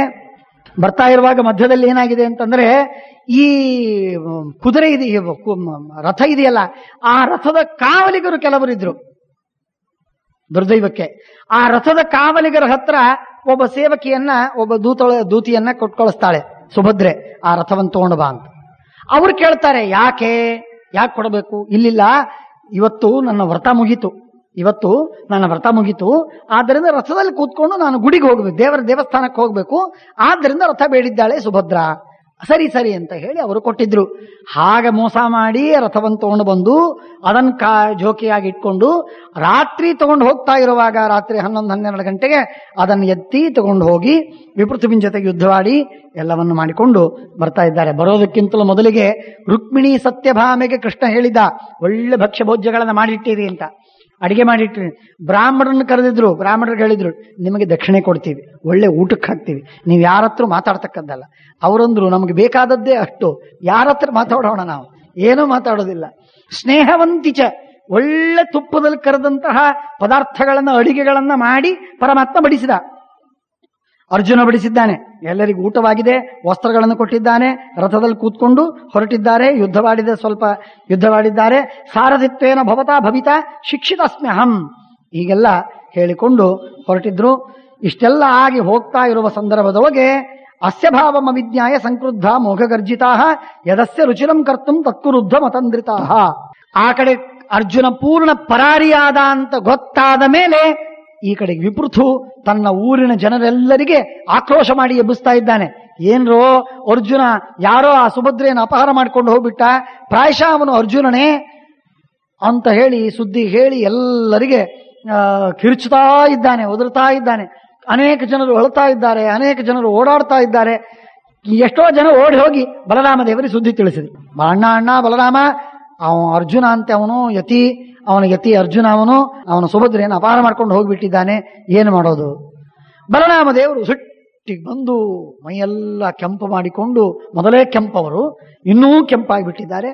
ಕೃಷ್ಣ ಮತ್ತಲ್ಲೇ ಬಂದ್ಬಿಟ್ಟಿದ್ದ. ರಾತ್ರಿ ತಿರುಗಿ ಬಂದು ಗಲಾಟೆ ನಡೀತಾ ಇದೆ ಎಲ್ಲ ಕಡೆಗೆ. ಬಲರಾಮ ದೇವರು ಎಬ್ಬಿಸಿದ್ದೇ ಎಲ್ಲಾರನ್ನ. ಎಲ್ಲರೂ ಎದ್ರು. ಏನಾಗಿದೆ? ಸುಭದ್ರೆಯನ್ನು ಅಪಹಾರ ಮಾಡ್ಕೊಂಡು ಹೋಗಿದ್ದಾನೆ, ಏನ್ ಮಾಡ್ಬೇಕೀಗ? ಹೋಗಿ ಅವನು ಹೊಡೆದು ಕರ್ಕೊಂಡು ಬರೋಣ. ಪ್ರದ್ಯುಮ್ನ, ಸಾಂಬ, ಚಾರುದೇಶ್ನ, ಮತ್ತೊಬ್ಬರು, ಮುಗಿದೊಬ್ಬರು, ಸಾವಿರಾರು ಜನ, ಲಕ್ಷಾವಧಿ ಜನ ಸಿದ್ಧರಾದರು. ಅರ್ಜುನನನ್ನ ಹೋಗೋದು, ಅರ್ಜುನನನ್ನ ಸೋಲಿಸೋದು, ಯುದ್ಧದಲ್ಲಿ ಸುಭದ್ರೆಯನ್ನು ಕರ್ಕೊಂಡು ಬರೋದು. ಅಂದ್ರೆ ಅವಸರದೊಳಗೆ ಹೀಗೆಲ್ಲ ಆಗ್ತಿರ್ತದೆ. ಆ ರೀತಿಯಾಗಿ ಪರಮಾತ್ಮನ ಮಾತನ್ನು ಕೇಳದೆ ಬಲರಾಮ ದೇವರು ಎಲ್ಲರಿಗೆ ಹೇಳಿ ಸಿದ್ಧರಾಗಿ ಇನ್ನೇನು ಯುದ್ಧಕ್ಕೆ ಹೋಗಬೇಕು ಅಷ್ಟರೊಳಗೆ ಕೃಷ್ಣ ಬಂದ. ಕೃಷ್ಣ ಬರ್ತಾ ಇರುವಾಗ ಬಲರಾಮ ದೇವರಂದ್ರು. ಬಲರಾಮ ದೇವರಂತಾರೆ, ಸುಮ್ಮನೆರಪ್ಪ, ಅವನು ಬಂದ, ಅವನು ಕೃಷ್ಣ, ಅವನಷ್ಟು ಕೇಳ್ರಿ, ಅವನೇನಂತಾನೆ ಆ ಪ್ರಕಾರ ಮಾಡಿ. ಸುಮ್ಮನೆ ಆಗಂದು ಕೇಳಲಿಲ್ಲ, ಅದಕ್ಕೆ ಇಷ್ಟೆಲ್ಲ ತಪ್ಪು ಅನುಭವಿಸಬೇಕಾಗಿದೆ. ಕೃಷ್ಣ ಏನು ಹೇಳ್ತಾನೆ ಅದನ್ನು ಕೇಳ್ರಿ, ಎಲ್ಲ ಒಳ್ಳೇದಾಗ್ತದೆ. ಕೃಷ್ಣನ ಮಾತು ಕೇಳದೇ ಇದ್ರೆ ಯಾರಿಗಾದರೂ ಅನರ್ಥವಾಗತ್ತೆ, ಕೃಷ್ಣನ ಮಾತು ಕೇಳಿದ್ರೆ ಯಾರಿಗಾದರೂ ಪುರುಷಾರ್ಥವಾಗುತ್ತೆ. ಸೂತಾನುಚ್ಚಕ್ರುಷಕ್ಕೆ ಚಿದ್ರಥನ್ ಯೋಜಯತೀತಿ ಚ ತೂಷ್ಣೀಂ ಭೂತೆ ಜನಾರ್ದನೆ ಕಿಮಿದಂ ಕುರುಥ ಪ್ರಜ್ಞಾಹ. ಏನಿದೆಲ್ಲ ಹುಚ್ಚರಾಗಿ ಮಾಡ್ತಾ ಇದ್ದೀರೋ ಅಂತಂದ ಕೃಷ್ಣ. ಸುದ್ದಿ ಹೇಳಿದ್ರು, ಸುಮ್ಮನೆ ಕೂತು ಪರಮಾತ್ಮ ಮಾತೇ ಆಡ್ಲಿಲ್ಲ. ತನ್ನಷ್ಟಕ್ಕೆ ತಾನು ಹೊರಟು ಬಿಟ್ಟ. ಎಲ್ಲೋ ಬಲರಾಮ ದೇವರು ಹಿಡಿದು ಕೇಳಿಸ್ತಾರೆ, ಕೇಳವನ್ನ ಹೋಗ್ತಾ ಇದ್ದಾನೆ, ಏನು ಮಾತಾಡ್ತಾ ಇಲ್ಲ ಅವನು ಏನು ಸಮ್ಮತವೋ ಅಸಮ್ಮತವೋ, ಹೋಗೋಣವೇ ಬೇಡವೇ, ಯುದ್ಧ ಬೇಕೋ ಬೇಡವೋ, ಕೇಳ್ರಿ ಅವನಿಗೆ, ಏನು ಮಾತಾಡ್ತಾ ಇಲ್ಲ ಅವನು, ಏನಂತಾನೆ ಕೇಳ್ರಿ ಅವನಿಗೆ ಅಂತಂದಾಗ, ಯದಸ್ಯ ರುಚಿರಂ ಕರ್ತಂ ತತ್ಕುರುದ್ಧಮ ತಂದ್ರಿತಾ, ಯಾವುದು ಅವನಿಗೆ ಸೇರ್ತದೋ ಅದನ್ನು ಕೆಲಸ ಮಾಡಿ. ಅಸ್ಯಾನುವರ್ತರಿ ವಿಜಯಾಯನಸ್ಯ ಕ್ಷೇಮಾಯ ಪರತಶ್ಚ ಮುಕ್ತಿ. ಇಲ್ಲಿ ನಮಗೆ ಕ್ಷೇಮವಾಗತ್ತೆ, ನಮಗೆ ವಿಜಯವಾಗತ್ತೆ, ಮುಂದೆ ನಮಗೆ ಮೋಕ್ಷ ಸಿಗತ್ತೆ. ಆದ್ದರಿಂದ ಈ ಪರಮಾತ್ಮನ ಬೆನ್ನತ್ತಿ ಹೋಗಬೇಕು. ಪರಮಾತ್ಮನ ಬೆನ್ನತ್ತದೆ ಇನ್ನೇನೋ ಕೆಲಸ ಮಾಡ್ತೀನಿ ಅಂತ ಅನಬೇಡಿ ಅಂತ ಹೇಳಿ ಬಲರಾಮ ದೇವರು ಹೇಳಿದ್ದಾರೆ. ಆಗಲಿ ಅಂತ ಹೇಳಿ ಸಾಧು ಸಾಧ್ಯತಿ ಚಬ್ರುವನ್, ಸರಿ ಆಗಲಿ ಅಂತ ಹೇಳಿ ಕೃಷ್ಣನತ್ತ ತ್ರೈಲೋಕ್ಯನಾಥ, ಹೇ ಕೃಷ್ಣ, ಭೂತ ಭವ್ಯ ಭವಿಷ್ಯಕೃತ, ಹಿಂದಾದದ್ದನ್ನೂ ನೀನೇ ಮಾಡಿದವ, ಈಗ ಆಗ್ತಾ ಇದ್ದದ್ದನ್ನು ನೀನೇ ಮಾಡ್ತಾ ಇದ್ದವ, ಮುಂದಾಗೋದನ್ನು ನೀನೇ ಮಾಡವ. ಅಂದ ಮೇಲೆ ಮುಂದೇನ್ ಮಾಡೋನಿದ್ದಿ ಹೇಳಿಬಿಡು, ಅದರ ಪ್ರಕಾರ ನಾವು ಕೆಲಸ ಮಾಡ್ತೀವಿ. ಯುದ್ಧ ಮಾಡು ಅಂದ್ರೆ ಆಡ್ತೀವಿ, ಬೇಡ ಅಂದ್ರೆ ಬಿಡ್ತೀವಿ, ಸುಮ್ಮನೆ ಕೂತಿರಂದ್ರೆ ಕೂತಿರ್ತೀವಿ. ಇನ್ನೇನಾದ್ರೂ ಹೋಗಿ ಅವನಿಗೆ ಮದುವೆ ಮಾಡಿ ಕೊಟ್ಟು ಬಾ ಅಂದ್ರೆ ಕೊಟ್ಟು ಬರ್ತೀವಿ. ಏನ್ ಹೇಳ್ತೀಯೋ ಆ ಪ್ರಕಾರ ಮಾಡ್ತೀವಿ ನಾವು. ಹೇಳು. ಕಿಂ ಅವಾಕ್ ಉಪವಿಷ್ಟೋಸಿ ಪ್ರೇಕ್ಷಮಾಣೋ ಜನಾರ್ದನ ಸತ್ಕೃತಸ್ತ್ವತ್ಕೃತೆ ಪಾರ್ಥ ಸರ್ವೈರಸ್ಮಾಭಿರಚ್ಯುತ. ನಿನ್ ಸಲವಾಗಿ ಆ ಅರ್ಜುನನಿಗೆ ನಾವು ಸತ್ಕಾರ ಮಾಡಿದೀವಿ, ಈಗ ಅವನು ನಮ್ಮ ಅಪಹಾರ ಮಾಡ್ಕೊಂಡು ಹೋಗಿಬಿಟ್ಟ. ನಾವೀಗ ಸುಮ್ಮನೆ ಕೂತ್ರೆ ನಮಗೆ ಅವಮಾನವಲ್ಲೇನು, ಸುಭದ್ರೆಗೆ ಅಗೌರವಲ್ಲೇನು, ಈ ತರಹ ಎಂದಾದ್ರೂ ಆಗಬೇಕೇನು, ಸುಭದ್ರೆ ಮದುವೆ ಯಾರು ಮಾಡ್ಕೊಳ್ತಾರೆ, ಅಪಹಾರ ಮಾಡ್ಕೊಂಡು ಹೋಗಿಬಿಟ್ಟಿದ್ದಾನವನು, ಇತ್ಯಾದಿ ಇತ್ಯಾದಿ ಎಲ್ಲ ಮಾತಾಡ್ತಾ ಇದ್ದ. ಕೋಹಿತತ್ರೈವ ಭುಕ್ವಾನ್ನಂ ಭಾಜನಂ ಭೇತ್ತುಮರ್ಹತಿ. ಮನೆ ಊಟಕ್ಕೆ ಕರೆದಿರ್ತೀವಿ ಒಬ್ಬ ಅತಿಥಿಗೆ, ಆ ಊಟ ಮಾಡಿ ಆ ಪಾತ್ರೆನೇ ಒಡೆದಿಟ್ರೆ ಹಾಗಾಯ್ತು. ನಮ್ಮಲ್ಲಿ ಚಾತುರ್ಮಾಸ್ಯ ಅಂತ ಅವನು ಕೂಡಿಸಿ ಎಲ್ಲ ಸತ್ಕಾರ ಮಾಡಿ ಎಷ್ಟೆಲ್ಲ ಗೌರವದಿಂದ ಅವರನ್ನು ನಡೆಸ್ಕೊಂಡ್ವಿ. ಇಷ್ಟೆಲ್ಲ ಆದಮೇಲೆ ಕೊನೆಗೆ ಕನ್ಯಾ ಅಪಹಾರ ಮಾಡ್ಕೊಂಡು ಹೋಗೋದೆ ಪರಿವ್ರಾಜಕ. ಇಂಥ ಪರಿವ್ರಾಜರಿಗೆ ಸರಿಯಾಗಿ ಶಿಕ್ಷೆ ಕೊಡಬೇಕು, ನಾವು ಬಿಡಬಾರ್ದವ್ರಿಗೆ. ಇಂಥ ಬ್ರಹ್ಮಚಾರಿಗಳು, ಧೀರೇಂದ್ರಾದಿಗಳು ಇದೆಲ್ಲ ಅಪ್ರಯೋಜಕ. ಆದ್ದರಿಂದ ಮೃತ್ಯುಮಾತ್ಮನಃ ಅದ್ಯ ನಿಷ್ಕೌರವಮೇಕಃ ಕರಿಷ್ಯಾಮಿ ವಸುಂಧರಾಂ. ಒಬ್ಬನೇ ನಾನು ಎಲ್ಲ ಕೌರವರನ್ನು ಹೊಡೆದು ಸಂಹಾರ ಮಾಡಿ ಬಿಡ್ತೀನಿ, ಹೇಳು ಅಂತ ಕೃಷ್ಣನ ಹತ್ರ ಜೋರಾಗಿ ಮಾತಾಡ್ತಾ ಇದ್ದಾರೆ. ಆಗ ಕೃಷ್ಣ ಸುಮ್ಮನಿದ್ದ. ಆಮೇಲೆ ಹೇಳ್ತಾನೆ, ಯಾರು ಹೇಳಿದ್ರೆ ನನಗೆ ಆ ಸನ್ಯಾಸಿ ನಂಬಬೇಡ್ರಿ ಅಂತ ನಾನು ಹೇಳಿದವು, ಅದು ಬಿಟ್ಟು ನೀವೇ ಅವ್ರನ್ನ ಪಾತ್ ಪೂಜಾ ಅಂತಂದ್ರಿ, ತೊಟ್ಲು ಪೂಜೆ ಅಂತಂದ್ರಿ, ಏನೇನೋ ಪೂಜೆಗಳನ್ನು ಮಾಡಿ ಅವನ್ ಕರ್ಕೊಂಡು ಬಂದ್ರಿ.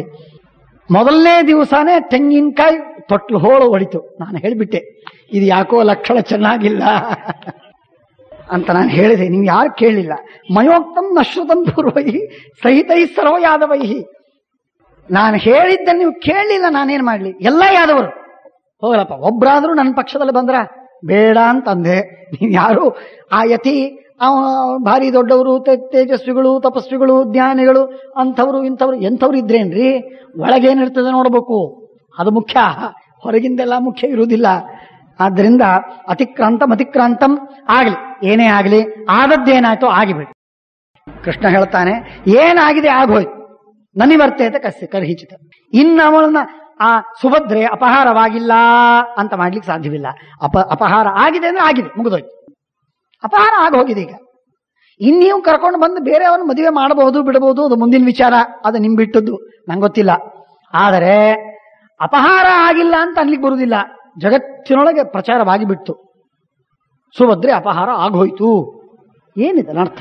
ಆದ್ದರಿಂದ ಅತಿಕ್ರಾಂತಂ ನನಿವರ್ತೇತ ಕರ್ಹಿಚಿತ ನಾನಮಾನಂ ಕುಲಸ್ಯಾಸ್ಯ. ಇನ್ನೊಂದು ಮಾತು ಹೇಳ್ತೀನಿ, ಏನು ಅವಮಾನವಾಯ್ತು ಹೇಳಿ.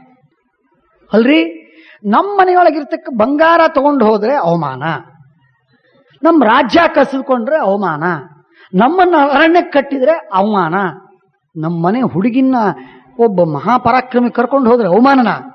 ಅರೆ, ನಮ್ಮ ಹುಡುಗಿ ಅಷ್ಟು ಶ್ರೇಷ್ಠ ಚೆಲುವಿ ಅಂತ ಅರ್ಥ, ನಮ್ಮ ವಂಶ ಅಂತ ಉತ್ತಮ ವಂಶ ಅಂತ ಅರ್ಥ. ಯಾಕೆ ಸಂಕೋಚ ಪಡ್ತೀರಿ? ಕೃಷ್ಣ ತಿರುಗಿಸಿಟ್ಬಿಟ್ಟ ಎಲ್ಲ. ಕೃಷ್ಣ ಅಂತಾನೆ ನಾವಮಾನಂ ಕುಲಸ್ಯಾಸ್ಯ, ಇದು ಕುಲದ ಅವಮಾನ ಅಲ್ಲ. ಇದು ನಾವು ಅಂಥ ಉತ್ತಮವಾದ ವಂಶದವರು, ಅರ್ಜುನನು ಮದುವೆಯಾಗಲಿಕ್ಕೆ ಯೋಗ್ಯವಾಗಿರತಕ್ಕ ಸಂತಾನವನ್ನ ಹುಟ್ಟಿಸಿದ ಈ ಕುಲ ಅಂತ ಅರ್ಥ. ಅಂಥ ಕುಲಕ್ಕೆ ಗೌರವವನ್ನು ಕೊಟ್ಟ ಅವನು, ಸತ್ಕಾರ ಮಾಡಿದ ಹಾಗೆ. ನೀವು ಯಾಕೆ ಇದನ್ನು ಅವಮಾನ ಅಂತ ತಿಳ್ಕೊತೀರಿ? ನನಗೆ ಅರ್ಥವಾಗ್ತಾ ಇಲ್ಲ. I don't understand. ಗುಡಾಕೇಶ ಪ್ರಯುಕ್ತವಾನ್ ಸಮ್ಮಾನೋ ಅಭ್ಯಧಿಕಸ್ತೇನ ಪ್ರಯುಕ್ತೋ ಎಂಬ ಸಂಶಯ. ಭಾರಿ ಗೌರವ ಮಾಡಿದಾಗೆ, ಅವಮಾನ ಅಂತೂ ಅಲ್ಲವೇ ಅಲ್ಲ, ಒಳ್ಳೆ ಗೌರವ ಮಾಡಿದಾಗೆ. ನೋಡು, ಅರ್ಥಲುಬ್ಧಾನ್ ನವಃ ಪಾರ್ಥೋ ಮನ್ಯತೆ ಸಾತ್ವತಾನ್ ಸದಾ. ಕೆಲವರಲ್ಲಿ ಏನ್ ಸಂಪ್ರದಾಯ ಇದೆ ಗೊತ್ತೇನೋ? ಒಂದು ಕನ್ಯೆಯನ್ನು ಮದುವೆ ಆಗೋದಕ್ಕೆ ಆ ಕನ್ಯಾ ಶುಲ್ಕ ಅಂತ ಕೊಟ್ಟು ಕನ್ಯೆಯನ್ನ ತೆಗೆದುಕೊಳ್ಳೋದು. ಹೀಗೆ ಕೆಲವರಲ್ಲಿ ಸಂಪ್ರದಾಯ ಇದೆ. ಹಣ ಕೊಟ್ಟು ಕನ್ಯೆಯನ್ನ ತೆಗೆದುಕೊಳ್ಳೋದು. ಈ ವಿಧವಾದಂತಹ ವ್ಯವಸ್ಥೆ ಕೆಲವರಲ್ಲಿದೆ. ಮದ್ರ ದೇಶದಲ್ಲಿ ಮಾದ್ರಿ ಬಂದದ್ದೇ, ಮದುವೆ ಆದದ್ದೇನೆ ಹಾಗೆ. ಮಾದ್ರಿ ವಿವಾಹ ಹೇಗಾಯ್ತು? ಭೀಷ್ಮಾಚಾರ್ಯರು ಸ್ವತಃ ಶಲ್ಯರಾಜನ ಹತ್ರ ಹೋಗಿ, ಏನಪ್ಪಾ ನಿನ್ ತಂಗಿನ ಮದುವೆ ಮಾಡಬೇಕು, ನನ್ನ ತಮ್ಮನಿಗೆ ಕೊಟ್ಟು ಮದುವೆ ಮಾಡ್ತೀಯಾ, ಒಪ್ತೀಯಾ ಅಂತ ಕೇಳಿದ್ರೆ, ಒಪ್ತೀನಿ, ಅವಶ್ಯವಾಗಿ ಕೊಡ್ತೇನೆ, ಆದರೆ ನಮ್ಮ ನಿಯಮ ಇದೆ, ನಾವು ಏನ್ ಮಾಡ್ಲಿ, ಬೇಡ್ಲಿಕ್ಕೆ ಮನಸ್ಸಿಲ್ಲ, ಆದರೆ ನೀವು ಹಣ ಕೊಡದೆ ನಾನು ಕನ್ಯೆ ಕೊಡೋ ಹಾಗಿಲ್ಲ ಅಂತಂದು ಹಣವನ್ನ ತೆಗೆದುಕೊಂಡು ಕೊಟ್ಟಿದ್ದವನು. ಹಾಗೆ ಕೆಲವರಲ್ಲಿ ಕನ್ಯಾಶುಲ್ಕ ಅಂತ ಕೊಡಬೇಕಾಗತ್ತೆ. ಆ ರೀತಿಯಾಗಿ ಕನ್ಯಾಶುಲ್ಕ ಅಂತ ಕೊಡೋದನ್ನೂ ವಿಚಾರ ಮಾಡಲಿಲ್ಲ. ಯಾಕೆ ಅಂದ್ರೆ ನಾವು ಹಣ ಇಸ್ಕೊಂಡು ಕನ್ಯೆಯನ್ನು ಮಾರೋರಲ್ಲ ಅಂತ ತಿಳ್ಕೊಂಡಿದ್ದಾನೆ ಅಂತ ಅರ್ಥ. ಇಲ್ಲದೆ ಇದ್ರೆ ನಿಮ್ಗೆ ಎಷ್ಟು ಬೇಕು ಹೇಳಿ ಕೊಡ್ತೀನಿ ಅಂತಂತ ಇದ್ದ. ನಾವು ಲೋಭಿಗಳಲ್ಲ ಅಂತ ಗೊತ್ತಿದೆ, ಲೋಭಿಗಳಲ್ಲ ಅಂತೆ ತಿಳ್ಕೊಂಡೇನೆ ಅಪಹಾರ ಮಾಡಿದಾನೆ ಹೊರತು ಕನ್ಯಾಶುಲ್ಕ ಕೊಡ್ಲಿಕ್ಕೆ ಬರಲಿಲ್ಲ. ಇದು ಒಳ್ಳೇದೇ. 2. 3ನೇ ಮಾತು, ಸ್ವಯಂವರ ಮನಾದೃಶ್ಯಂ ಮನ್ಯತೆ ಚಾಪಿ ಪಾಂಡವ.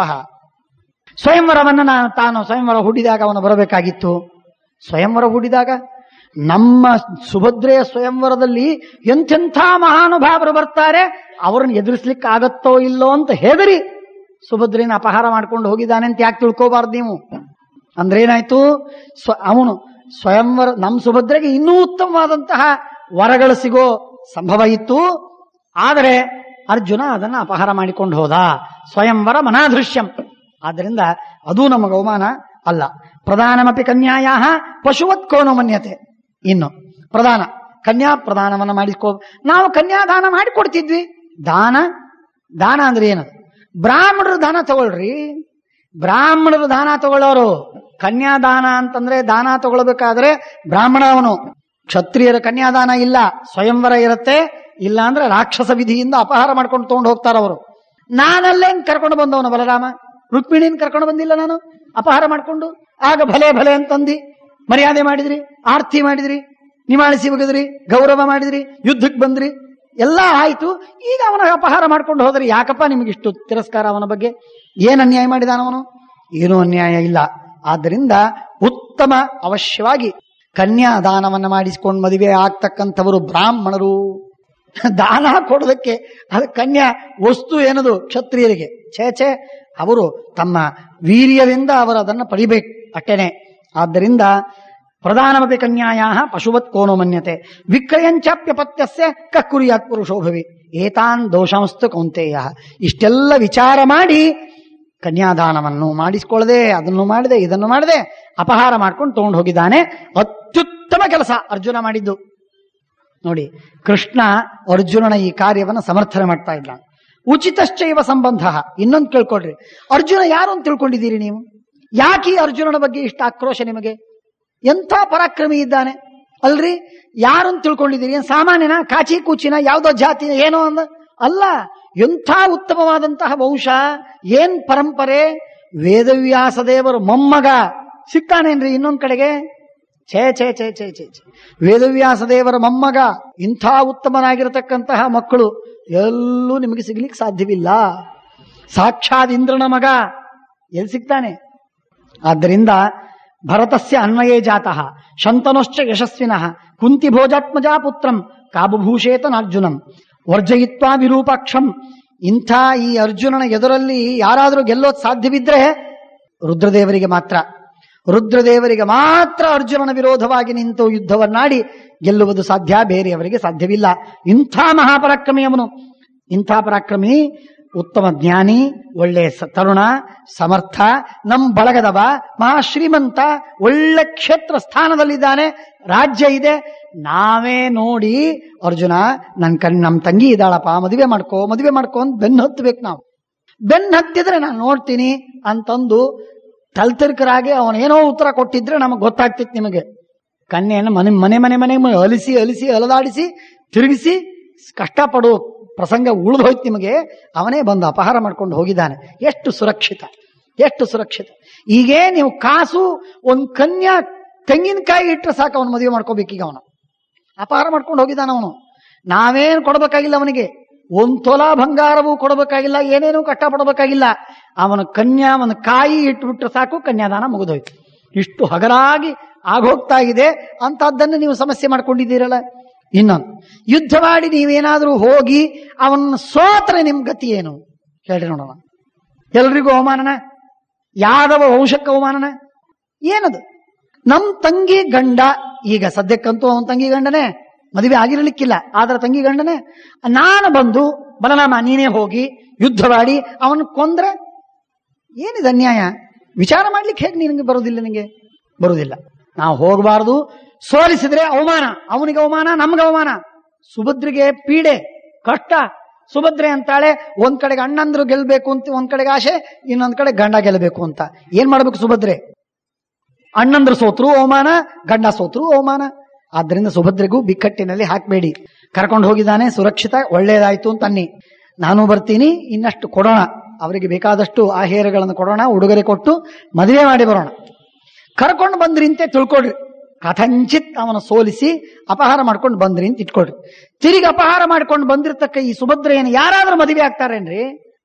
ಯಾಕೆ ವಿಚಾರ ಮಾಡ್ತಾ ಇಲ್ಲ? ಏನೋ ನಿಮ್ಮ ಮನಸ್ಸಿನೊಳಗೆ ಆ ಕ್ಯಾಪ್ರಿಸ್ ಒಳಗೆ ಏನೋ ವಿಚಾರ ಮಾಡ್ತಾ ಇದ್ದೀರಲ್ಲ, ಬೇಡ, ಮಾತೇ ಆಡಬೇಡ್ರಿ.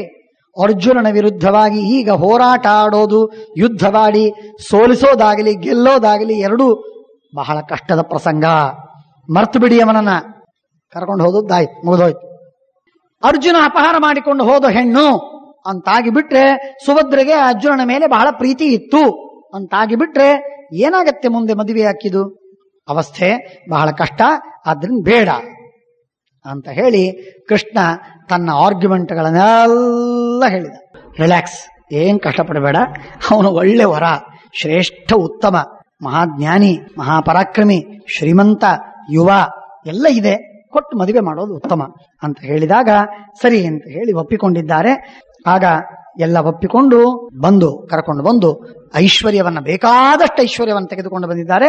ಐಶ್ವರ್ಯವನ್ನು ತೆಗೆದುಕೊಂಡು ಬಂದು ಮದುವೆ ಮಾಡಿ ಕೊಟ್ಟಿದ್ದಾರೆ. ಕೊಟ್ಟಾದ ಮೇಲೆ ಇನ್ನು ಪ್ರವೇಶವಾಗಬೇಕು.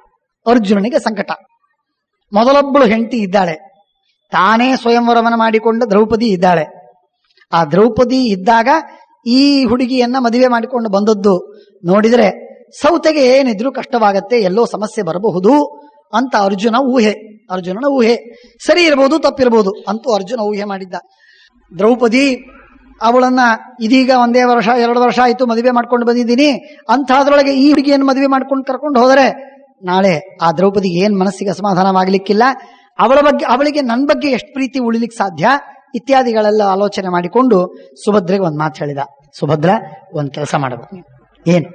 ಏನಿಲ್ಲ, ಈಗ ಒಂದು ಸ್ವಲ್ಪ ಇಲ್ಲಿ ನಂದೊಂದು ಕೊಟ್ಟಿಗೆ ಇದೆ, ನನ್ನ ಪಾಲಿಗೆ ಬಂದ ಆಕಳುಗಳೆಲ್ಲ ಇಟ್ಟದ್ದು ಒಂದಿದೆ, ಆ ಗೋಷ್ಠಕ್ಕೆ ಹೋಗೋಣ, ಅಲ್ಲಿ ಹೋಗೋಣ, ನಡಿ ಹೋಗೋಣ. ರಥ ಅಲ್ಲಿ ಸಾಗಿತು. ಅಲ್ಲಿ ಹೋದರೆ ಅಲ್ಲಿ ಬೇಕಾದಷ್ಟು ಗೋಪಾಲಕರು, ಗೊಲ್ಲರು ಗೊಲ್ಲತಿಯರು ಅಲ್ಲೆಲ್ಲ ಇದ್ರು. ಅಲ್ಲೆಲ್ಲ ಹೋಗಿ ಅಲ್ಲೊಳಗೆ ಒಬ್ಬ ಗೊಲ್ಲತಿಯನ್ನು ಕರೆದು ಹೇಳ್ತಾನೆ, ನಿಮ್ ಸೀರೆ ಈಕಿಗೆ ಉಡಿಸ್ರಿ ಅಂತ. ಸುಭದ್ರ ಅಂತಾಳೆ, ಯಾಕೆ? ನಾನೇನು ಹೇಳ್ತೀನಿ ಅಷ್ಟು ಕೇಳೋದಷ್ಟೇ, ಈಗ 1 ಗಂಟೆ ಮಾತ್ರ ನನ್ನ ಮಾತು ಕೇಳು, ಆಮೇಲೆ ನಿಂದೇ ಮಾತು ನಾ ಕೇಳ್ತೀನಿ. ಸರಿ, ಏನದು? ಇಲ್ಲ, ಅವಳು ಸೀರೆ ಉಟ್ಕೋಬೇಕು, ಗೊಲ್ಲತಿ ಸೀರೆ ಉಟ್ಕೋಬೇಕು. ಆ ಗೊಲ್ಲತಿಯರನ್ನು ಕರೀತಾನೆ, ನೀವೊಂದು 4-6 ಜನ ನಮ್ಮ ಜೊತೆಗೆ ಬರಬೇಕು. ಬರ್ತೀವಿ ಅಂತಂದ್ರೆ ರಾಜ ಹೇಳಿದ ಮೇಲೆ ಒಪ್ಪದೇ ಇರ್ಲಿಕ್ಕೆ ಸಾಧ್ಯವಿಲ್ಲ. ಬಂದ್ರು, ರಥದಲ್ಲಿ ಕೂತ್ಕೊಂಡ್ರು, ಏರಿ ಕರ್ಕೊಂಡು ಬಂದ. ಬೆಳಗಿನ ಹೊತ್ತು, ಇನ್ನೂ ಬೆಳಿಗ್ಗೆ ನಸು ಝುಮ್ ಝುಮ್ ಝುಮ್ ಝುಮ್ ನಸುಕು. ಅಷ್ಟರೊಳಗೆ ಅರ್ಜುನ ಬಂದ ಊರಿಗೆ. ಊರಿನ ಹೊರಗೆ ನಿಂತ್ಕೊಂಡು ಅಲ್ಲಿ ಇಳಿಸಿ ಹೇಳ್ತಾರೆ, ನೀವೆಲ್ಲರೂ ಹೋಗಿ, ನೀವೆಲ್ಲರೂ ಗೊಲ್ಲತಿಯರಾಗಿ ಹೋಗಿ, ಅವರೊಳಗೆ ಇವಳು ಒಬ್ಬಳಾಗಿ ಬರ್ತಾಳೆ. ಮೊದಲು ಹೋಗಿ ದ್ರೌಪದಿಗೆ ಹೋಗಿ, ಮೊದಲು ಕುಂತಿಗೆ ಆಮೇಲೆ ದ್ರೌಪದಿಗೆ ಹೋಗಿ ಗಟ್ಟಿಯಾಗಿ ಕಾಲು ಹಿಡಿದು ನಮಸ್ಕಾರ ಮಾಡಿಬಿಡಿ. ಅವ್ರ ಆಶೀರ್ವಾದ ಮಾಡ್ತಾರೆ. ದ್ರೌಪದಿ ಹತ್ರ ಹೋಗಿ ನೀನು ಮೊದಲು ಗೊಲ್ಲತಿ ಅಂತ ಹೇಳಿ ಪ್ರವೇಶ ಮಾಡು, ಆಮೇಲೆ ನೀನು ನನ್ನ ಹೆಂಡತಿ ಅಂತ ಪ್ರಸಿದ್ಧಳಾಗು. ಮೊದಲೇ ನೀನು ನನ್ನ ಹೆಂಡತಿ ಅಂತ ಆದರೆ ನಿನಗೆ ಬಹಳ ಕಷ್ಟವಾಗತ್ತೆ. ಆದ್ದರಿಂದ ಆ ಉದ್ಧಟತನದಿಂದ ಉನ್ಮಟ್ಟತನದಿಂದ ಇರಬೇಡ, ಆದ್ರಿಂದ ಮೆತ್ತಗಾಗಿ ಹೋಗು ನೀನು ಅಂತ ಹೇಳಿಕೊಡ್ತಾನೆ.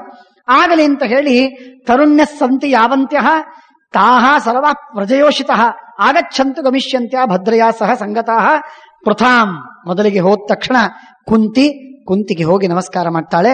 ಯಾರು ನೀನು ಅಂತ. ಯಾರಿಲ್ಲ, ನಾನಿಲ್ಲಿ ಗೊಲ್ಲತಿ, ನಾನು ಬಂದಿದ್ದೀನಿ, ಸೇವೆಗಾಗಿ ಬಂದಿದ್ದೀನಿ ಅಂತ ಹೇಳ್ತಾಳೆ. ಆಶೀರ್ವಾದ ಮಾಡ್ತಾಳೆ. ಆಮೇಲೆ ದ್ರೌಪದಿಗೆ ನಮಸ್ಕಾರ ಮಾಡ್ತಾಳೆ. ದ್ರೌಪದಿಗೆ ನಮಸ್ಕಾರ ಮಾಡಿದಾಗ ದ್ರೌಪದಿ ಕೇಳ್ತಾರೆ, ಯಾರು ನೀನು ತಂಗಿ? ಯಾರವ ನೀನು? ಹೊಸದಾಗಿ ಕಾಣ್ತೀಯ? ಇಲ್ಲ, ಯಾರು ನೀನು? ಇಲ್ಲ, ಅರ್ಜುನ ನನ್ನನ್ನು ಕರ್ಕೊಂಡು ಬಂದಿದ್ದಾನೆ, ನಿನ್ನ ಸೇವಕಿ ಅಂತ ನನ್ನನ್ನು ಕರ್ಕೊಂಡು ಬಂದಿದ್ದಾನೆ. ಹೇಳಿಟ್ಟಿದ್ದ ಇಷ್ಟೆಷ್ಟೇ ಮಾತಾಡಬೇಕು ಅಂತ, ಅಷ್ಟೇ ಮಾತಾಡ್ತಾ ಇದ್ದ. ಆದ್ರೆ ಸೇವಕಿ ಅಂತ ಹೇಳಿ ನನ್ನನ್ನು ಕರ್ಕೊಂಡು ಬಂದಿದ್ದಾನೆ. ಬಹಳ ಸಂತೋಷ.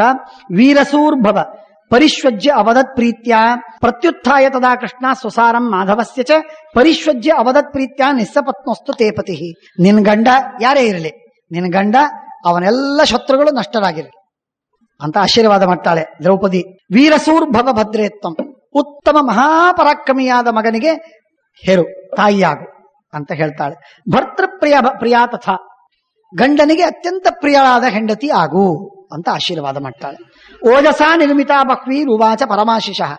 ಹೀಗೆ ಎಲ್ಲ ಒಳ್ಳೆ ಆಶೀರ್ವಾದವನ್ನು ಮಾಡಿದ ಮೇಲೆ ಆಮೇಲೆ ಅವಳು ಹೇಳ್ತಾಳೆ, ಹತ್ತಿರದಲ್ಲಿ ಕೂಡಿಸಿಕೊಂಡು ತನ್ನ ತೊಡೆ ಮೇಲೆ ಕೂಡಿಸಿಕೊಂಡು ಸುಭದ್ರೆಗೆ ಆಶೀರ್ವಾದ ಮಾಡ್ತಾಳೆ. ಆಲಿಂಗನ ಮಾಡ್ಕೊಳ್ತಾಳೆ, ಆಶೀರ್ವಾದ ಮಾಡ್ತಾಳೆ. ಎಲ್ಲ ಆದ್ಮೇಲೆ ಆಮೇಲೆ ಸುಭದ್ರೆ ಹೇಳ್ತಾಳೆ, ನಾನು ಅರ್ಜುನನ ಕೈ ಹಿಡಿದ ಮಡದಿ, ನಾನು ಅರ್ಜುನನ ಹೆಂಡತಿ. ಬಹಳ ಸಂತೋಷ ಆಯ್ತಪ್ಪ, ಒಳ್ಳೇದಾಯ್ತು ನಿನಗೆ, ಎಲ್ಲ ಒಳ್ಳೇದಾಗಲಿ, ಕ್ಷೇಮವಾಗಲಿ, ದೀರ್ಘಾಯು ಆಗು, ಸೌಭಾಗ್ಯವತಿಯಾಗು ಅಂತ ಹೇಳಿ ಆಶೀರ್ವಾದವನ್ನು ಮಾಡ್ತಾರೆ. ಇಷ್ಟ ಆಶೀರ್ವಾದವನ್ನ ಮಾಡ್ತಾ ಇರುವ ಸಂದರ್ಭದಲ್ಲಿ ಬಲರಾಮ, ಕೃಷ್ಣ ಇವರೆಲ್ಲರೂ ಒಳ್ಳೆ ಐಶ್ವರ್ಯವನ್ನೆಲ್ಲ ತೆಗೆದುಕೊಂಡು ಮುತ್ತು ರತ್ನ ಎಲ್ಲ ಆಹೇರುಗಳನ್ನು, ಉಡುಗೊರೆಗಳನ್ನ, ಉಪಾಯನಗಳನ್ನು ಕೊಡುವುದಕ್ಕಾಗಿ ಬರ್ತಾರೆ. ಬಂದು ಕೃಷ್ಣ ಬಂದವನೇ ಬಂದು ಮೊದಲಿಗೆ ಧೌಮ್ಯಾಚಾರ್ಯರಿಗೆ ನಮಸ್ಕಾರ ಮಾಡ್ತಾನೆ. ತಾಯಿ ಕುಂತಿಗೆ ನಮಸ್ಕಾರ ಮಾಡ್ತಾನೆ. ಅರ್ಜುನ ಧರ್ಮರಾಜನಿಗೆ ನಮಸ್ಕಾರ ಮಾಡ್ತಾನೆ. ಭೀಮನಿಗೆ ನಮಸ್ಕಾರ ಮಾಡಿ ಅರ್ಜುನನಿಗೆ ಆಲಿಂಗನ ಮಾಡಿಕೊಂಡು ಆಮೇಲೆ, ಏನೋ ಅರ್ಜುನ ಸುಭದ್ರೆಯನ್ನು ಅಪಹಾರ ಮಾಡ್ಕೊಂಡು ಬಂದುಬಿಟ್ಟಿ ಅಂತಲ್ಲ, ಏನೂ ಗೊತ್ತಿಲ್ಲದಿದ್ದವರಂತೆ ಕೃಷ್ಣ ಬಲರಾಮನ ಮುಂದೆ ಮಾತಾಡ್ತಾನೆ. ಬಲರಾಮನು ನೋಡ್ತಾ ಇದ್ದ, ಮಗುಳನಾಗೆ ನಗುತ್ತಾನೆ. ಅಂದ್ರೆ ಗೊತ್ತಿದ್ದು ಇವನು ಹೀಗೆ ಸುಳ್ಳು ಮಾತಾಡ್ತಾ ಇದ್ದಾನೆ ಅಂತನ್ನುವಂತೆ ತನಗೆ ತಿಳಿದದ್ದನ್ನ ತೋರಿಸ್ತಾ ಪರಮಾತ್ಮ ಆ ರೀತಿಯಾಗಿ ಮಾತಾಡ್ತಾನೆ. ಶುಶ್ರಾವ ನಿರ್ವೃತೆ ತಸ್ಮಿನ್ ವೃಷ್ಣೀನಂ ಪರಮೋತ್ಸವೇ ಅರ್ಜುನೇನ ಹೃತಾಂ ಭದ್ರಾಂ ಶಂಖಚಕ್ರ ಗದಾಧರ ಪುರಸ್ತಾದೇವ ಪೌರಾಣಂ ಸಂಶಯ ಸಮಜಾಯತ ಜಾನತಾ ವಸುದೇವೇನ ವಾಸುತೋ ಭರತಋಷಭ. ಎಲ್ಲರಿಗೆ ಗೊತ್ತಿತ್ತು, ಸಂಶಯ ಎಲ್ಲರಿಗೆ, ಖಾತ್ರಿ ಯಾರಿಗಿಲ್ಲ.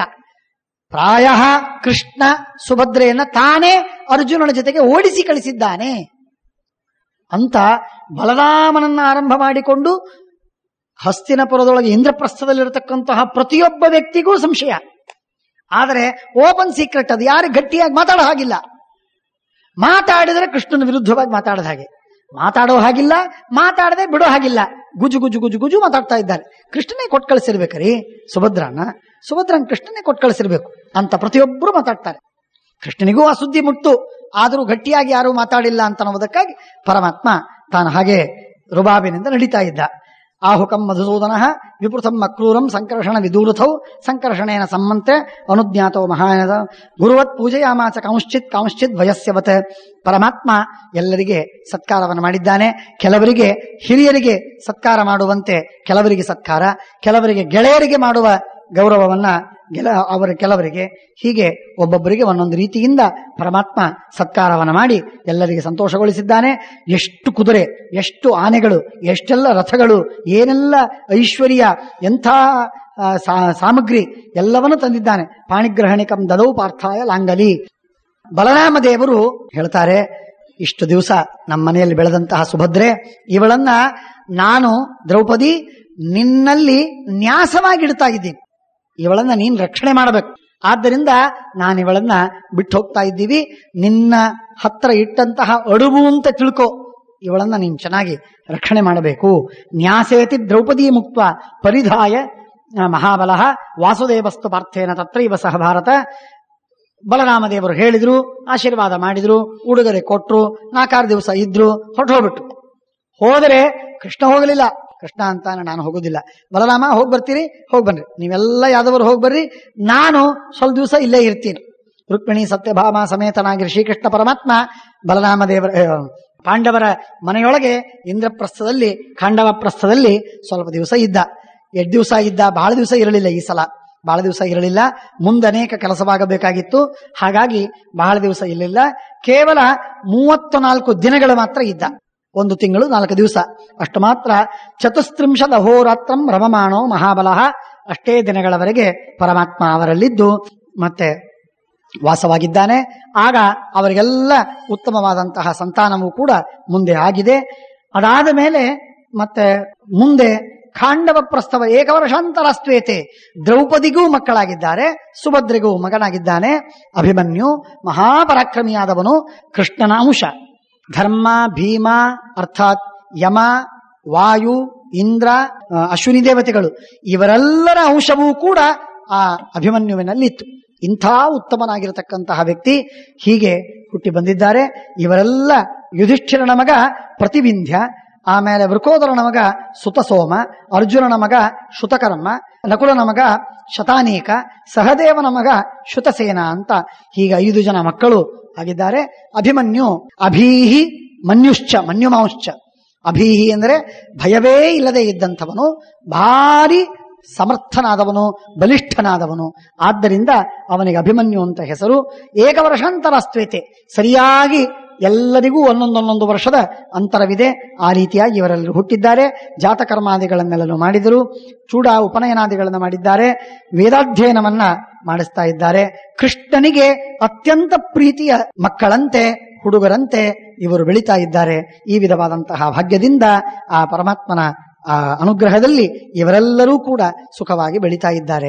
ಈ ರೀತಿಯಾಗಿ ಸುಭದ್ರಾ ವಿವಾಹ, ಹರಣಾಹರಣ ಪರ್ವ ಅಂತನ್ನುವ 2 ಪರ್ವಗಳನ್ನ ವೇದವ್ಯಾಸ ದೇವರು ಇಲ್ಲಿ ಮುಕ್ತಾಯ ಮಾಡ್ತಾ ಇದ್ದಾರೆ. ಮುಂದಿನ ಭಾಗದಲ್ಲಿ ಅಮೋಘವಾದಂತಹ ಬಹಳ ಮಹತ್ವದ ಭಾಗ ಖಾಂಡವ ಪ್ರಸ್ಥ. ಖಾಂಡವ ವನವನ್ನ ದಾಹ ಮಾಡಿದ, ಪಕ್ಕದಲ್ಲಿರುವಂತಹ ಖಾಂಡವ ವನ, ಆ ಖಾಂಡವ ವನವನ್ನ ಅಗ್ನಿಯ ಬಾಯಿಗೆ ಹಾಕಿ ಅದನ್ನು ಸಂಪೂರ್ಣ ಭಸ್ಮಗೊಳಿಸಿದ ಒಂದು ಪ್ರಸಂಗ. ಆಗ ಮಯಾಸುರನನ್ನ ಬದುಕಿಸಿದಂತಹ ಪ್ರಸಂಗ. ಅದರಿಂದಾಗಿ ದೊಡ್ಡದಾದ ಸಭೆಯನ್ನ ನಿರ್ಮಾಣ ಮಾಡ್ತಾರೆ. ಈ ಇಷ್ಟೆಲ್ಲ ಕಾರ್ಯ ಮುಂದಿನ ಕಥೆಯಲ್ಲಿ ಬರ್ತಾ ಇದೆ. ಬಹಳ ಅಮೋಘವಾದಂತಹದ್ದು. ಶ್ರೀಕೃಷ್ಣ ಅರ್ಪಣಮಸ್ತು.